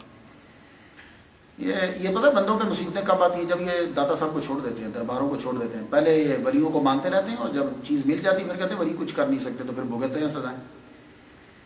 حکیم محمد موسیٰ امرت سری، اگر کبھی آپ کا داتا صاحب کے دربار پہ جانا ہو تو آپ کیا پڑھیں گے؟ جو من چاہے آپ کا پڑھیں، لیکن حکیم محمد موسیٰ امرت سری کیا کہتے ہیں؟ وہ کہتے ہیں داتا صاحب کو درود تنجینا اور درود تاج داتا صاحب کو بڑا پیارا ہے، اس لیے جب ان کی قبر پر جاؤ تو یہ میرا مشاہدہ ہے کہ جو آدمی وہاں درود تاج اور درود تنجینا پڑھ رہا ہوتا ہے داتا صاحب اس کی طرف توجہ فرماتے ہیں۔ اس لیے باقی چیزوں کے ساتھ اسے بھی ضرور پڑھا کریں۔ آپ کے مزار پر ہندو، سکھ، مسلم، عیسائی سب۔ میلا رام کاٹن مل ہوا کرتی تھی لاہور کے اندر، گامے شاہ کا جہاں گیٹ ہے وہاں اس کی کوٹھی، لال کوٹھی، بہت بڑی کوٹھی۔ اکثر لوگ جو ہیں وہ اسی کی مل میں کام کرتے تھے، مسلمان تھے۔ یہ مسلمانوں کے تہواروں میں شرکت کیا کرتا، تحائف دیتا تھا، جمعرات کو داتا صاحب کے دربار پر چراغ جلاتا۔ اس کا بیٹا رائے بہادر وہ بھی اسی طرح مسلمانوں کو بڑا خیال رکھا۔ 1918 کے اندر وبا پھیل گئی، وبا پھیلی تو رائے بہادر کے بیٹے بیمار ہو گئے۔ اس نے جتنا پیسہ تھا لگا دیا، پیسہ جا رہا تھا، شفا نہیں آ رہی تھی۔ بڑے بڑے ڈاکٹر کرنل امیر چند، کرنل بھولا ناتھ، کنگ ایڈورڈ کالج کے پرنسپل سب بلا لی، مگر مایوسی۔ ایک دن روتے روتے یوں 3 4 پائیوں پہ بیٹے جو ہیں وہ لیٹے ہوئے اور موت کا انتظار کر رہے ہیں، روتے روتے کرسی کے اوپر اس کی آنکھ لگ گئی۔ کرسی پہ آنکھ لگ گئی تو ایسے ہی جیسے آدمی ہوتا نا آدھا اٹھا آدھا سویا، تم دیکھتا کمرے میں لائٹ، آنکھ سے نے کھولی تو ایک بزرگ کو دیکھا۔ وہ پہلے ایک بیٹے کی چارپائی پہ کھڑے دعا مانگی، دوسری کے پاس کھڑے دعا مانگی، تیسری کے پاس کھڑے ہوئے دعا مانگی۔ یہ تیسرا جو تھا جب اس کے پاس کھڑے ہوئے تو گوپال داس کی چارپائی پہ جب کھڑے ہوئے تو یہ رائے بہادر پوچھ پڑا، کہنے لگا آپ کون ہیں؟ کہنے لگا تیرا ہمسایہ ہوں میں۔ میرا ہمسایہ؟ کہاں؟ علی حجویری۔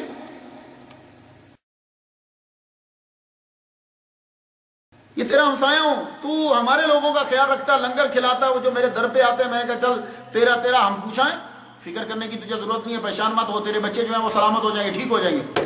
جب صبح اس کی آنکھ کھلی تو دیکھتا ہے کہ بچوں میں فرق پڑ گیا۔ اسی وقت کچھ دن، 1 2 دن 3 دن گزرے، ڈاکٹروں نے جنہوں نے کہا تھا کچھ نہیں ہوگا، بچے بالکل صحیح چلنے لگے۔ اب یہ رائے بہادر گیا جا کے متولیوں سے پوچھتا ہے کہ بتاؤ میں داتا دربار پہ کیا دوں؟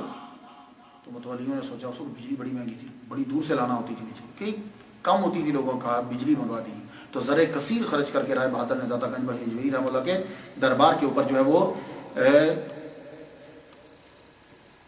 بجلی جو ہے وہ پہنچی۔ اسی کا بیٹا تھا روپ چند، تقسیم پاکستان میں فضائیہ میں اعلیٰ عہدے کے اوپر یہ فائز ہوا، تب یہ بیمار تھا، وہ داتا صاحب کی دعا ہوئی بچ گیا، فضائیہ بھارتی فضائیہ میں اعلیٰ عہدے پر فائز ہوا جا کر۔ بڑے بڑے بادشاہوں، بے شمار اولیاء، بے حساب ان گنت علماء حاضری دیتے۔ 1974 میں ذوالفقار علی بھٹو نے حاضری دی، سونے کا دروازہ لگایا، یہ سونے کا نہیں ہے تو چاندی کا، اس کے اوپر کہیں کہیں کام سونے کا ہوا۔ لندن سے ایک آدمی ہر ماہ وہاں سے فلائٹ لیتا تھا اور چاند کی جمعرات کو آگے سلام کرتا۔ کراچی سے ایک صاحب ہر جمعرات جو ہے وہ کراچی سے آگر سلام کرنے پڑتے، بڑے بڑے دیوانے ہیں وہاں بھائی، بڑے بڑے۔ علامہ اقبال جو ہے بڑا شوق تھا، اب تو علامہ اقبال تو دیوانے تھے داتا گنج بخش حجویری رحمۃ اللہ علیہ۔ آخری عمر کے اندر آپ صرف کشف المحجوب کو ہی پڑھتے تھے۔ ایک دن ڈاکٹر نیاز کو کہنے لگے دیکھو یہ کتاب ایک خزانہ ہے، سادہ لفظوں کے اندر اتنا بڑا پیام، مگر سمجھ نہیں آتی مسلمان اتنا اتنا بھی سمجھ نہیں پاتا. ہم صرف داتا گنج بخش کی اس کتاب کو صحیح طرح سے پڑھ لیں تو اسلام کو سمجھنے میں کوئی مشکل نہیں. 1936 سے لے کے 1937 تک علامہ اقبال فجر کی نماز لازمی طور پر داتا صاحب کی مسجد میں پڑھتے تھے. 1936 سے 1937 تک. پھر آپ کی جوڑوں میں جب درد ہوا تو آپ نے چھوڑا, جانا مشکل ہو گیا. روزانہ نماز کے بعد آدھا پارہ کی علامہ اقبال, ڈاکٹر اقبال رحمۃ اللہ علیہ تلاوت فرماتے تھے داتا صاحب کے مزار کے پاس. داتا صاحب کو بھی آپ سے بڑی محبت تھی. ایک مرتبہ کیا ہوا, ایک بزرگ تھے سلسلہ قادریہ کے سید مغفور قادری رحمۃ اللہ علیہ, یہ علامہ اقبال کے بڑے دیوانے تھے. گفتگو کوئی بھی ہو علامہ اقبال کا شعر ضرور پڑھتے تھے, اور دل بڑا چاہتا تھا کہ علامہ اقبال سے مل لوں, لیکن ہوتا نا کچھ آدمی مل نہیں پاتے, کوئی سبب نہیں بنتا. آپ داتا گنج بخش اجمیری رحمۃ اللہ علیہ کے مزار پہ زیارت کے لیے آئے تو مراقبہ کیا, تو ایک دم سے آواز آئی, تم مغرب کی نماز سے پہلے جاوید منزل پہ پہنچو, تمہاری ملاقات ہو جائے گی. اچھا, آپ گئے. مغرب سے پہلے آپ جب جاوید منزل کے گیٹ پہ پہنچے تو علامہ اقبال دروازے پہ کھڑے تھے, کہنے لگے شاہ جی اندر آ جائیے. سید محفوظ صاحب کہتے میں حیران رہ گیا. گفتگو شروع ہوئی, تصوف پہ ہوئی, ہر چیز پہ ہوئی. آخر میں نے پوچھ لی, حضور آپ کو میرا نام اور میرے بارے میں پتہ کیسے چلا؟